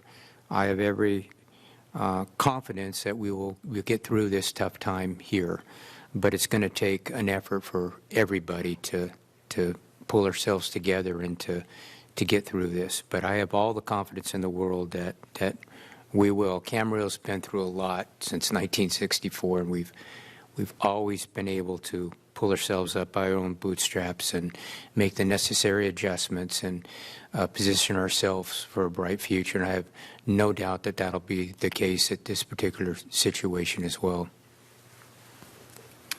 Thank you. Mr. Mulchay? And I'll try to be short. I agree with Mr. Kildee said. There's one thing this city has always done a rather good job of since the late 80s, as it came back from near bankruptcy, was that it took a very fiscally conservative approach, and it always worked to make sure that it never spent more than what it took in, and that it built its reserves for rainy days like this. So that is one thing that is absolutely a terrific thing that Camarillo has always done. So we do have good reserves, strong reserves at which we can depend on to weather the storm that a lot of other municipalities, agencies do not have. So that's reassuring. I think this is definitely going to reshape the way not just this city, not just our community operates, but the whole nation. This is going to reshape consumer habits. This is going to reshape the business landscape. I don't think, and this is not doom and gloom, but the way we come out of this as a country, as a economy, is, I think, going to be, depending on how long this lasts and how deep it goes, is going to be vastly different than what we were going into it. I think you're going to see more of a transition away from brick and mortar retail. We've already been seeing that transition slowly. I think this is only going to, in many respects, speed it up. I think you're going to see commercial real estate go through a transition. A lot of businesses, it is reassuring seeing how a lot of our businesses, not just in the community, but just throughout the nation, though, are really agile, and how they've worked to adapt as quickly as possible to these changing circumstances. A lot of our businesses, they're starting to reach out. They're partnering with Grubhub and Uber Eats and DoorDash to offer delivery to households where they didn't have any mechanisms for delivery prior to. They're doubling down on takeout. Obviously, is just a habit, a need to for a lot of them because of the restrictions and orders coming down. There will certainly be rippling effects, but there's one thing that we as a community and we as a country have always been good at, is bouncing back. And that when we get knocked on our butt, we get back up and we keep fighting on. And that's one thing I'm particularly proud of. I know that we will. We've always overcome everything. We as a community, we as a country will overcome this too. It'll pass. So I have resolve, but I know that it's going to be different. There will be some rippling effects and lasting effects from this, and we have to consider. All right. Oh, Ms. Santangelo. I'm going to keep it really short. The one thing we can do to help lessen the economic impact is to flatten the curve, to make sure less people get sick, and that we get through this faster so that people can get back to work and kids can get back to school, and we can carry on. Thank you. And we know, George, Mr. Winkler, you're going to be very busy in the days ahead. So thank you. That was one of the It was a terrific understatement, wasn't it? In any event, thank you for your presentation. Let's see. I think that concludes, I think we're on sub-item 7 of the agenda. Oh, you have another presentation, I'm sorry. Yeah. I need my clicker. Keep them coming.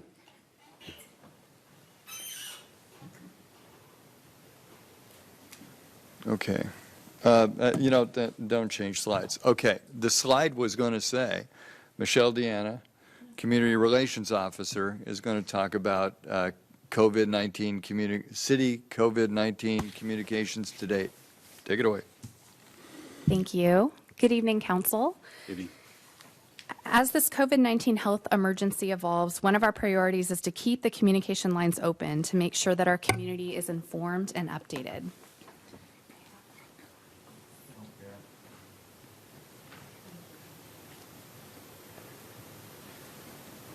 VCemergency.com is still the single point of information and the best local resource for up-to-date information from Ventura County Public Health. Ventura County is taking the lead on the official communications of this public health emergency, and we are coordinating closely with the county to help share those messages with Camarillo. We have a Hot Topics webpage dedicated to COVID-19. It can be found in multiple locations on our city's website, but we have 2 very easy direct areas directly from our homepage. So you can either click on the Hot Topics button in the top right-hand corner of the homepage and then navigate to the COVID-19 webpage. You can also simply click on the COVID-19 button, which we have moved to the top of our top pages list on our homepage. And this is what we are sharing on that Hot Topics webpage. Emergency resources with VCemergency.com being the top. Ventura County Public Health updates and news releases. We also have our City of Camarillo news releases, which speak to city facility closures, event cancellations, which will be updated after this evening. We speak to social distancing practices, and we also have a page dedicated to employee and employer assistance, which is what Mr. Winkler just spoke to. We are currently building a frequently asked question sheet specific to Camarillo, and this will help guide our community through the questions that they may have about how to conduct routine city business if City Hall is closed to the public. And this is where we are sharing this information. We have the information on our Hot Topics webpage. We are pushing this information out on the City of Camarillo government Facebook page. We're sharing these resources and links to our Hot Topics page on the government channel, which is Spectrum Channel 10, Frontier Channel 29. We also have the VCemergency.com website posted on our marquee sign at Constitution Park. We have partnered with the Camarillo Police Department to help share these resources through their Nextdoor page, since the city does not have their own Nextdoor page. And I'm currently working with the public information officers from the other cities in the county. We are coordinating directly with the Ventura County Public Information Officer to try to get a link to our Hot Topics webpage directly on VCemergency.com, which will just help guide folks who are going to VCemergency.com directly to our Camarillo webpage. We're also working, we have regular communications with our local media, and we're asking them to share this information as well. As you know, we are modeling social distancing here at City Hall. We have these signs posted in our lobby as well as in council chambers and in the foyer. We have established distances at public counters. We're maintaining a 6-foot distance from others. Instead of handshakes, we're waving. We're washing hands, using hand sanitizer, wiping down counters. We are using masks and gloves when needed. We're asking the community to please help us all stay healthy. If you're not feeling well and you are coming into City Hall, we've posted this phone number to try to get folks to call in so we can assist them over the phone. And finally, we are all in this together. We're asking you and everyone in our community to help share these important resources with friends, families, and neighbors. Remember, VCemergency.com is the most up-to-date information from Ventura County, and then our city's COVID-19 Hot Topics webpage is where the most up-to-date information is for the city of Camarillo. Thank you. Thank you very much. Questions? Mr. Mulchay. Michelle, do we have a mechanism yet to where we can, I'm blanking on the term, but effectively push information out to people as opposed to, outside of social networks, obviously on Facebook you can push it out to people on the page. But if people want frequent updates rather than revisit the website regularly and get updated and see if it's changed or if anything new has been published, do they have a mechanism yet to where they can submit us their email address and we can email them every time there's an update or something like that? We have built that onto our page. On the city manager's page, we have a communications and engagement web page. And right on there, we have set up the Notify Me concept. So people can right now go to that web page and put their email address in and their name in, and we can start building that list.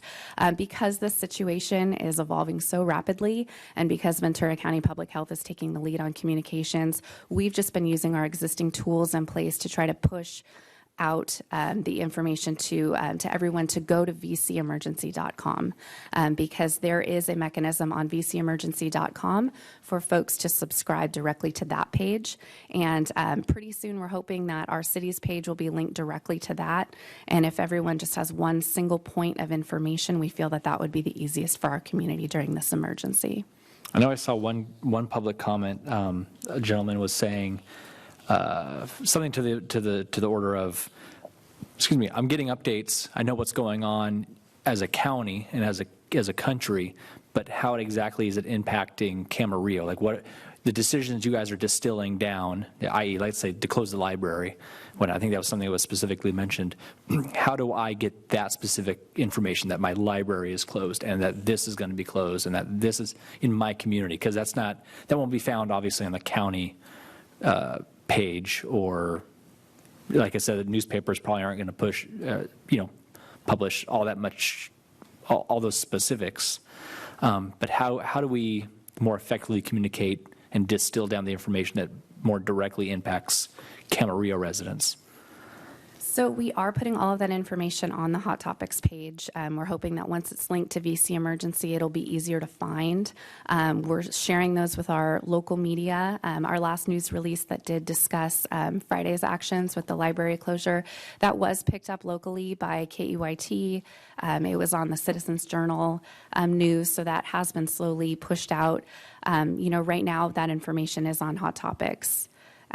So that's where we're getting that information out. Do we have the mechanism by which to take the, it's called the email sign up that's on the city manager's webpage and incorporate that into either at the top or posts on the hot topics? So if I'm reading something on COVID-19, it's an update. We're going to close City Hall starting Thursday. At the bottom of that announcement, hey, do you want some more information specifically to COVID-19? Do you want us to, send out an update? Submit your email address, your name, your email address, hit that, and that'd be one way. Because I know I went looking for it and I didn't know to go onto the city manager's webpage myself to sign up for that. We just built it and we haven't pushed it out because we've been okay. focusing our efforts on, on responding to the emergency. That's a good idea though. I mean, we can definitely link that in and use this as an opportunity to really build, that contact list. Okay, thank you. I think it is a great opportunity, yeah. Michelle, I know you've been working very hard on OpenGov and Open City Hall. Do you foresee a way that ultimately we may be able to also utilize those mechanisms during the course of this event?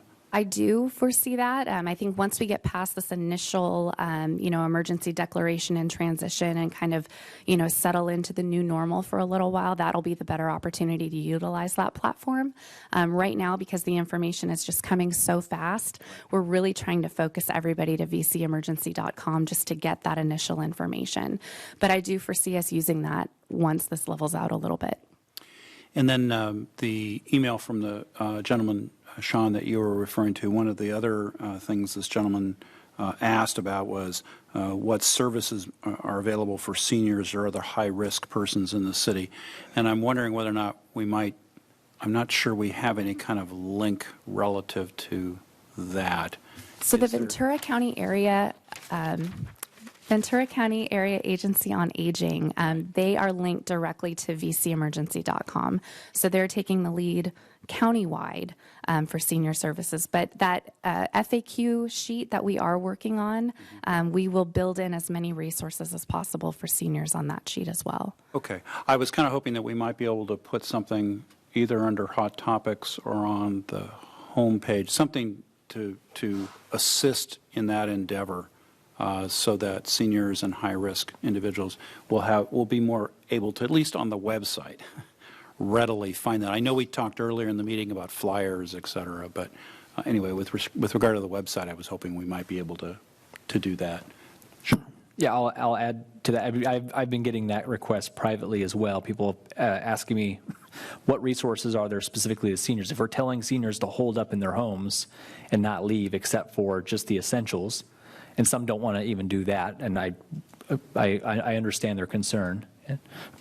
I know it seems fractured right now. There's a lot of different groups, individuals, organizations that are stepping up in their own respective way, from Petropolis and Camarillo delivering dog food to senior citizens who have dogs who don't want to come out to grab food, to it's more or less coalescing around Facebook right now, at least what I'm seeing, to people saying, I'll volunteer to go pick up Betsy's dinner tonight and I'll go deliver it to her. What do you want?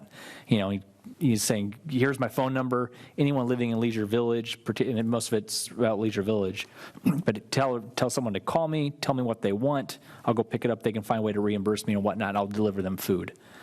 You know, if they don't have the means by which to make food themselves in their own home or whatnot. And then I know Meals on Wheels, coordinated by the Camarillo Healthcare District, I don't know exactly what they're doing, but I presume that healthcare districts probably revving up too as well in response to a lot of this, assisting the population, the aging population. I don't know if we have an update as to what if they're putting more out there in regards to Meals on Wheels, making sure for the seniors who don't want to leave their homes or don't feel comfortable leaving. They have a finite number of meals. We contribute so much and they contribute so much, but I don't think they can change the number at this point in the budget year. All right. They're frozen meals that they take to people. Oh, okay. So that's not something that can't increase in the state of an emergency? Stays at a level. So I think you've heard some expressions, some issues articulated, and perhaps at the regular meeting on March 25, we could have more of an update. I have a feeling we're going to be updated on a lot of these topics, but I would hope that we would continue to be updated on your efforts too. Absolutely. So, all right. Any other questions? Any comments? There are no public comments. I have no speaker cards. Great job, Michelle. I did want to say thank you. You're very busy. So thank you. Thank you very much. All right. All right, next up. Next is number 7, discuss any additional matters related to the protection of public health and provide direction to the EOC director as necessary. So this is kind of an open discussion. And I don't have anything in particular. It's just a chance for you to either provide direction on existing things right now, or ask that we come back with something at a future meeting. Okay, that's great, and I think it may be time for also at the end of this too to make some comments like we made at the last meeting with respect to COVID-19. Anybody have? I know I have at least one. Does anybody else have? Then, okay, I'm going to go with Kevin first. Shawn, you're on deck. Kevin. Yeah, I was wondering if not at this meeting, perhaps at a future meeting, if we could update what the sheriff and the sheriff department is doing vis-a-vis this situation. How are they protecting the officers, their hours of operation, lines of communications with the public too? We don't have to wait. We can do that tonight.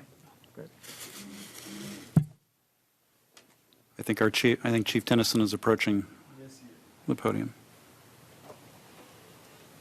Good evening, Council. So we are operating in kind of a business as usual state.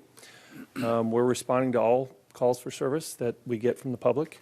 So out in the public venue, you won't see any changes from us. All of our officers have personal protective equipment issued to them. We're following kind of some of the same rules and regulations that are being put out that everybody hears about, keeping distance if we need to keep distance, washing our hands frequently, being a little extra cautious on contacts to see if we notice any, symptoms that might require an officer to pull back and ask a few other questions. So in terms of out in the public, we're operating the same way we always do. Now, we do have plans that if this continues down the path that it's going, and if we start seeing absenteeism within our agency, we have plans that we can kind of scale back some of those services, maybe look at the kind of calls that we'll be responding to and pare those back as well. So it all depends upon, though, the level of staffing that we have, and we'll make decisions based on those staffing levels.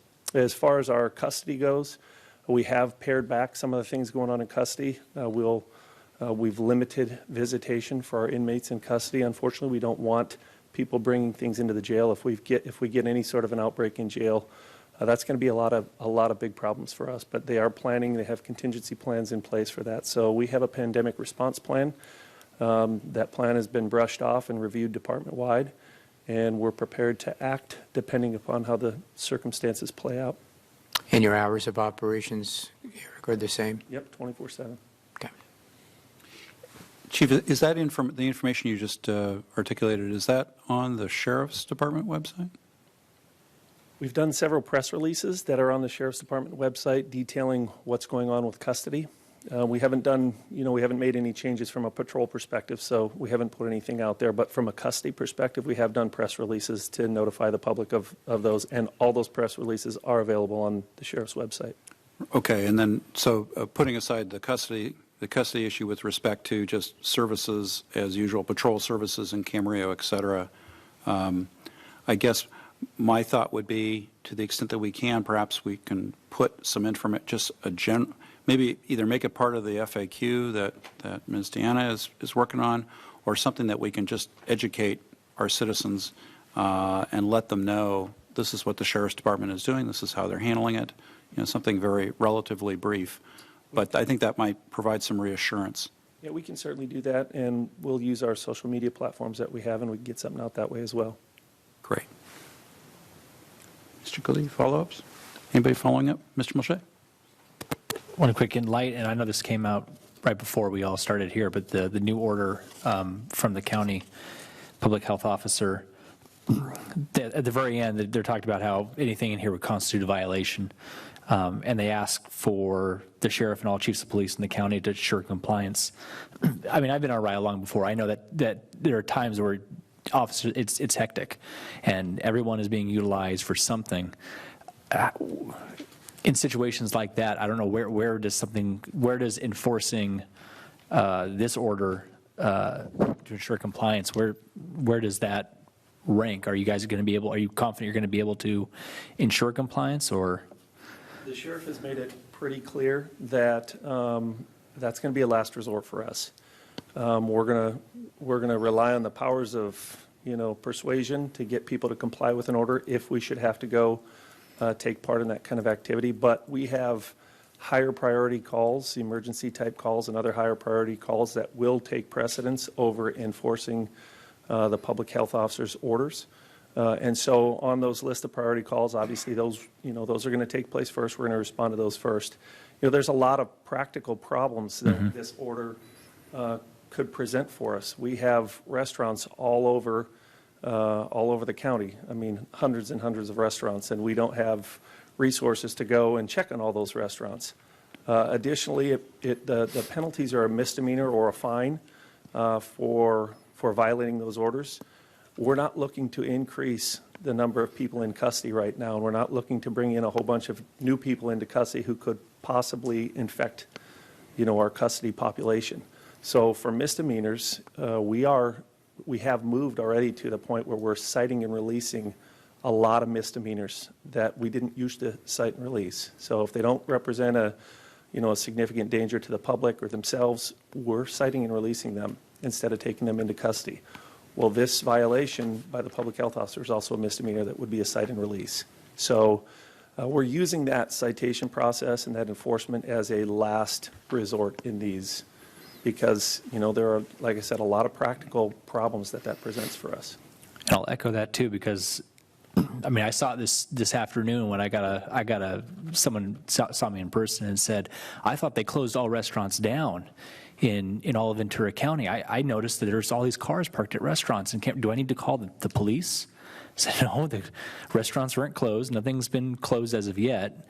And no, you don't have to call the police because nothing's closed. So no one's in violation of an order as of right now. But I think I see the difficulty because there's also a lot of misinformation around there as well. And I know that some people are going to be overly concerned and probably start dialing 911. If they see what they think is a violation of this order, is there a better number to call than 911? I presume they shouldn't be calling 911 for something like this.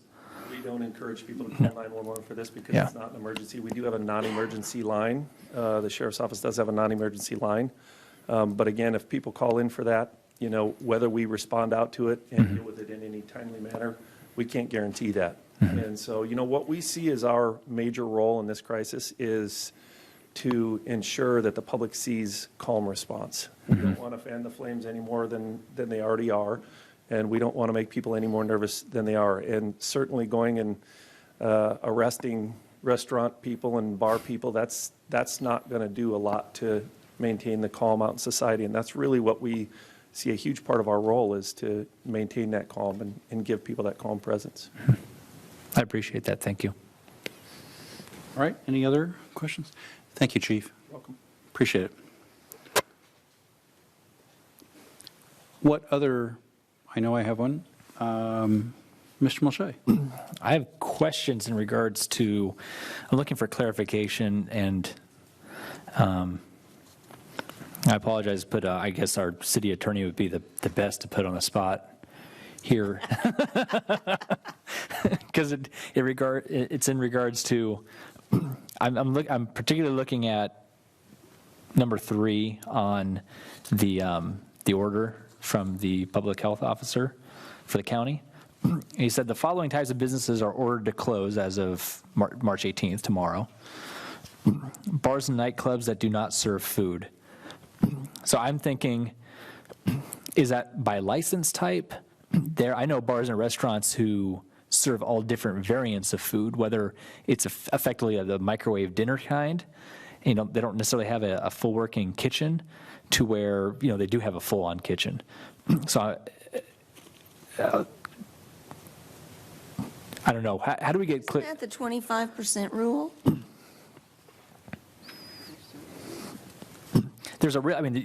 I could poke. When we were talking about other things and they had to do a lot of enforcement with different types of restaurants and bars, specifically when we had first introduced the smoking ordinance, they were a restaurant if more than 25% of their revenue came from food. And they were a bar if less than 25% came from food. Well, I would go to paragraph 2 of the order, just above the one you were referring to, and it says, bars and nightclubs that offer food to consumers may remain open only for purposes of continuing to prepare and offer food to consumers via delivery service, pickup, or drive-through. It doesn't say whether the food's microwaved or how it's prepared, or there's no limitation. So if they've traditionally, I think, offered food, they can continue to do that. So let me use a practical, a real life example, because my mind goes to Institution Ale, right? Everyone in Camarillo knows Institution Ale. They brew their beer on site. They sell food, pizzas, pretzels. They have a tasting room, and they offer all that to go as well. So are they, and I'm trying to put myself in their shoes and trying to read this and understand how it is I comply, so that way I'm not, violating the public health. So I need to, according to this, I need to close my tasting room. I can't have people inside, but I can still sell my pizzas, pretzels, and beer to go. Beer is food, right? I consider it food, but That's my definition. Yeah, I don't know what the public health officer considers food. I consider food something that you eat. I'm getting to the bigger point of, I know there's going to be a lot of confusion amongst. So I can respond to that. I would say that Institution Ale and another business like Realm that has conditional use permits to have food service, and they also have a license for off-site alcohol sales. People can go buy packaged beer and or wine in the case of Realm and get takeout food. So we would allow that. Okay. So they will be, for alcohol sales, they'll be constrained by their existing ABC permit. So if their ABC permit does not allow off-site sales, and there are a lot of them that don't, they can't just go be selling alcohol out the door. That would include restaurants who don't, yeah. Okay. When it comes to gyms and fitness centers and aquatic centers, I know I speak on this because we got a specific email from a local business owner who, here we go, where it was asked, they're not, what is the standard definition of a gym?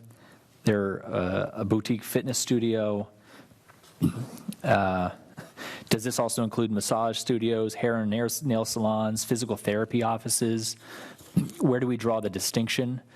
Where do we give that clarity to?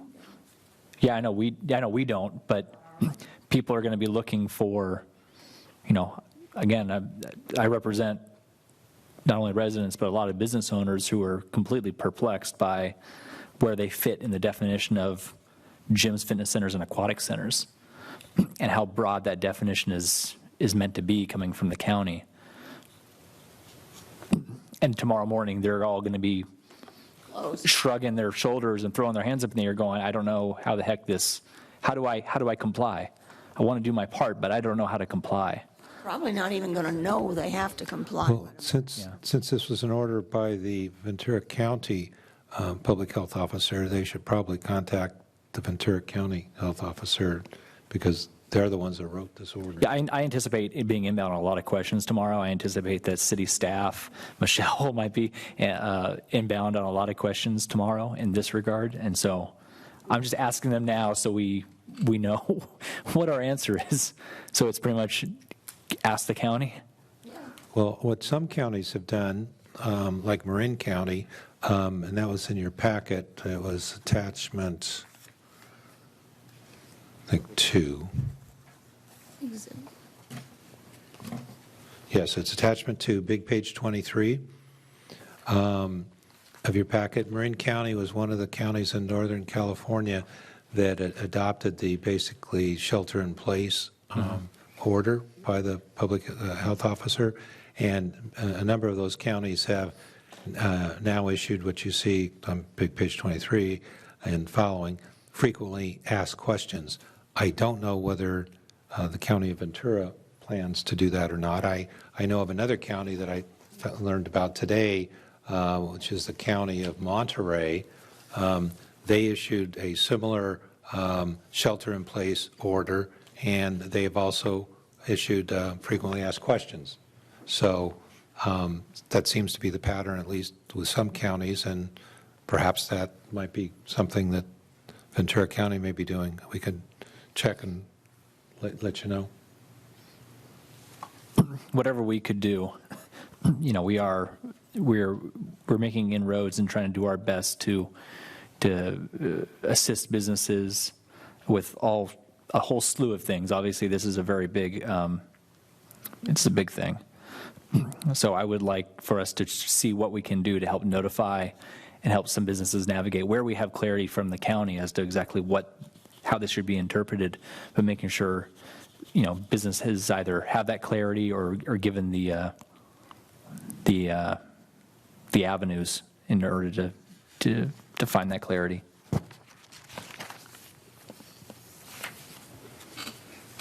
Any other? That's all I got. Thank you. Susan. I just want to comment on, the letter we got there's sort of two issues. There's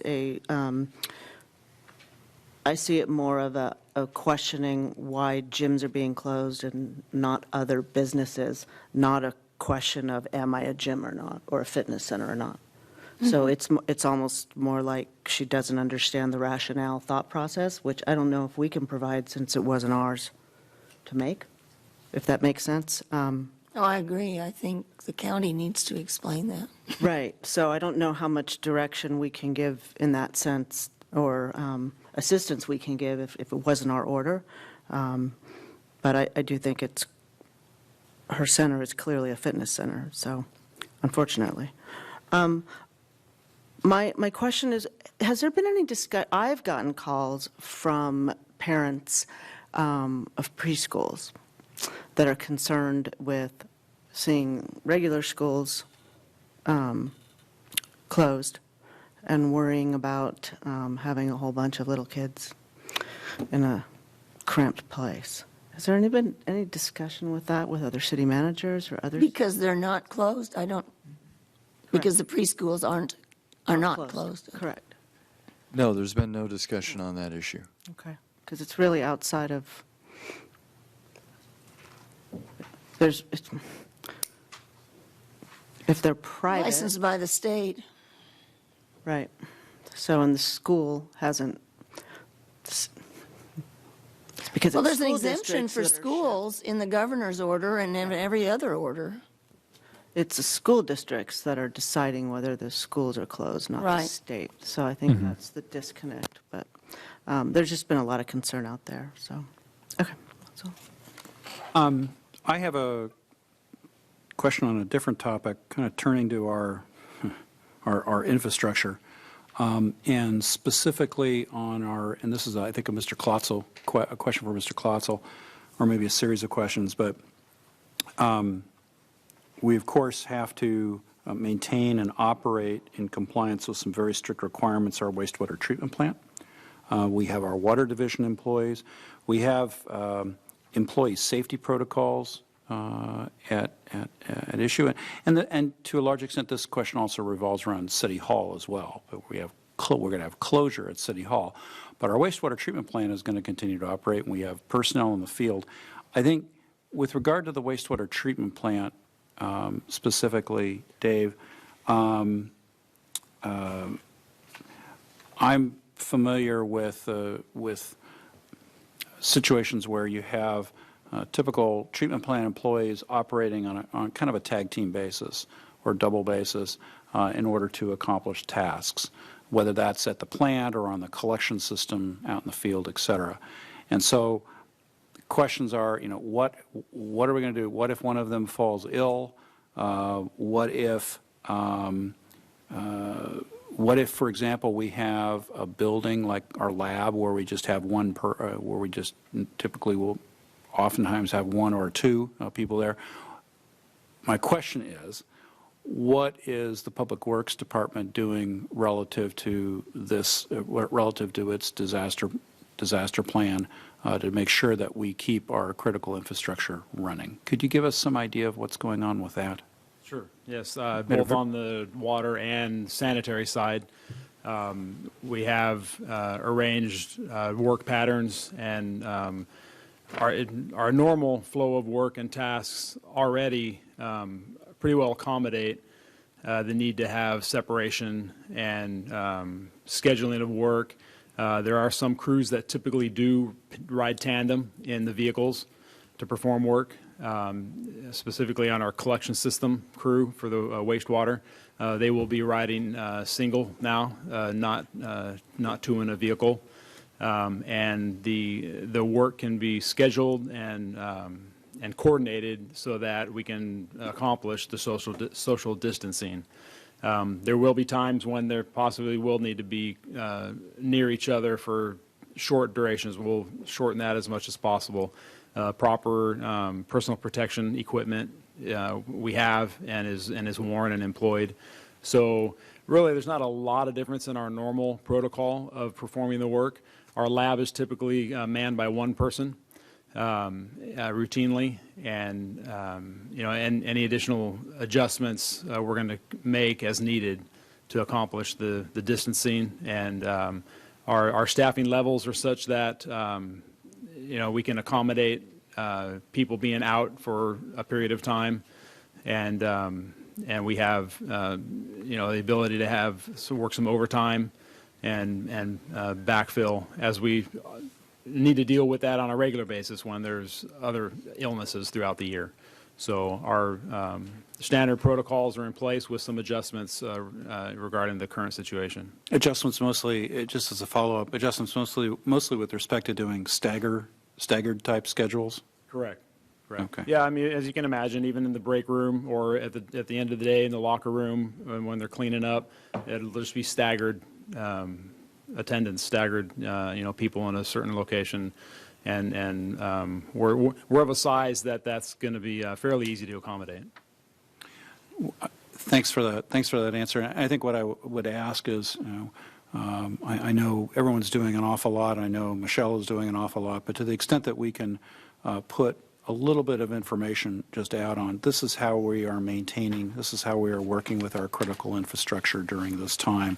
This is how we're working with our employees to ensure people, so that people are reassured that the city staff, which is just a terrific city staff, our employees are terrific, that we give some reassurance to people that municipal services are continuing to be provided. So, thank you.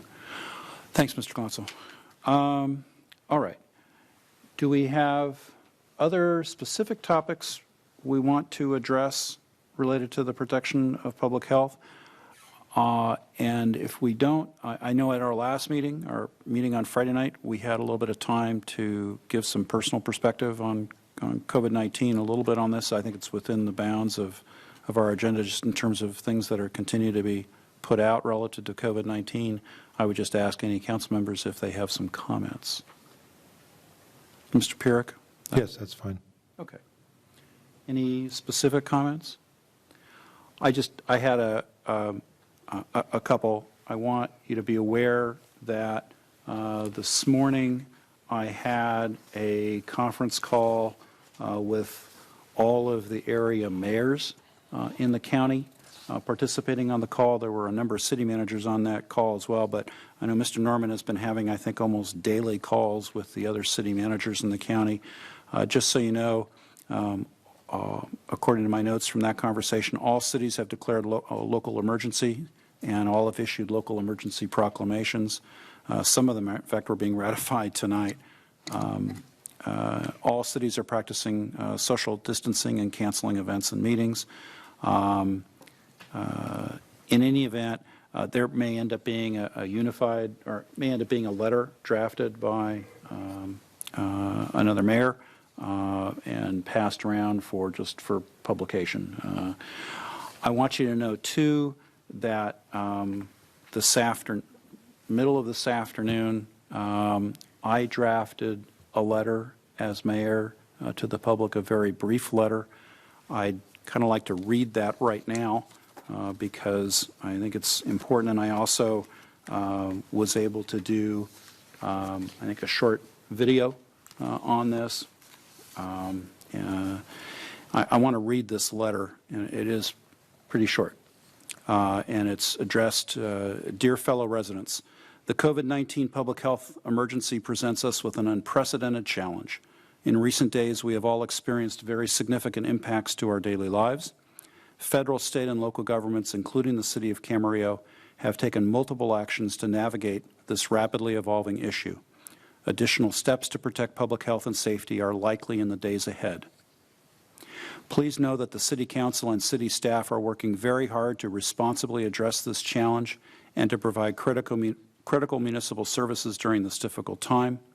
I am very proud of the efforts of our city employees who go above and beyond to serve the public. Please do everything you can to fully comply with the directives of our local Ventura County Public Health Officer, the California Department of Public Health and the Governor, the federal government, and our own city directives. It is critically important that we stay level-headed and focused as we address this emergency. Please also support and lift up one another during this difficult time. Kindness to others goes a long way. Our community will persevere, and we will get through this challenge together. Thank you for your patience as we move forward. So I pen that letter today, and I don't know if the letter got distributed out before the meeting, but we have copies for you. Do we have any other comments from any other council members? Mrs. Craven. This isn't about anything we've talked about, but I did receive a message from the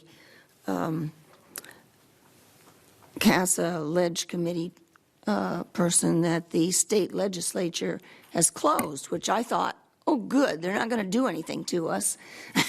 But that isn't the case.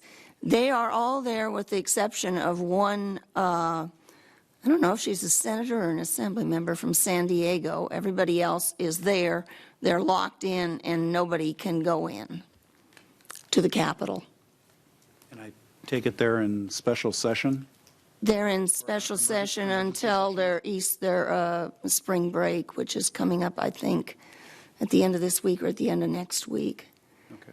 And but they have, it's the first time they've actually closed and stayed in and not let people in, is what I read. They did close one time when it was totally flooded, but then everybody left. Okay. All right, thanks for that information. Anybody else? John, Susan? Shawn? No, I'll let your comments speak for me because I think they were great. Thank you. It was a well-written letter, thank you. Thank you. I just a couple things. I've said enough about how I feel about things tonight, but I just kind of want to echo what you said about lifting each other up, keeping an eye on your neighbors,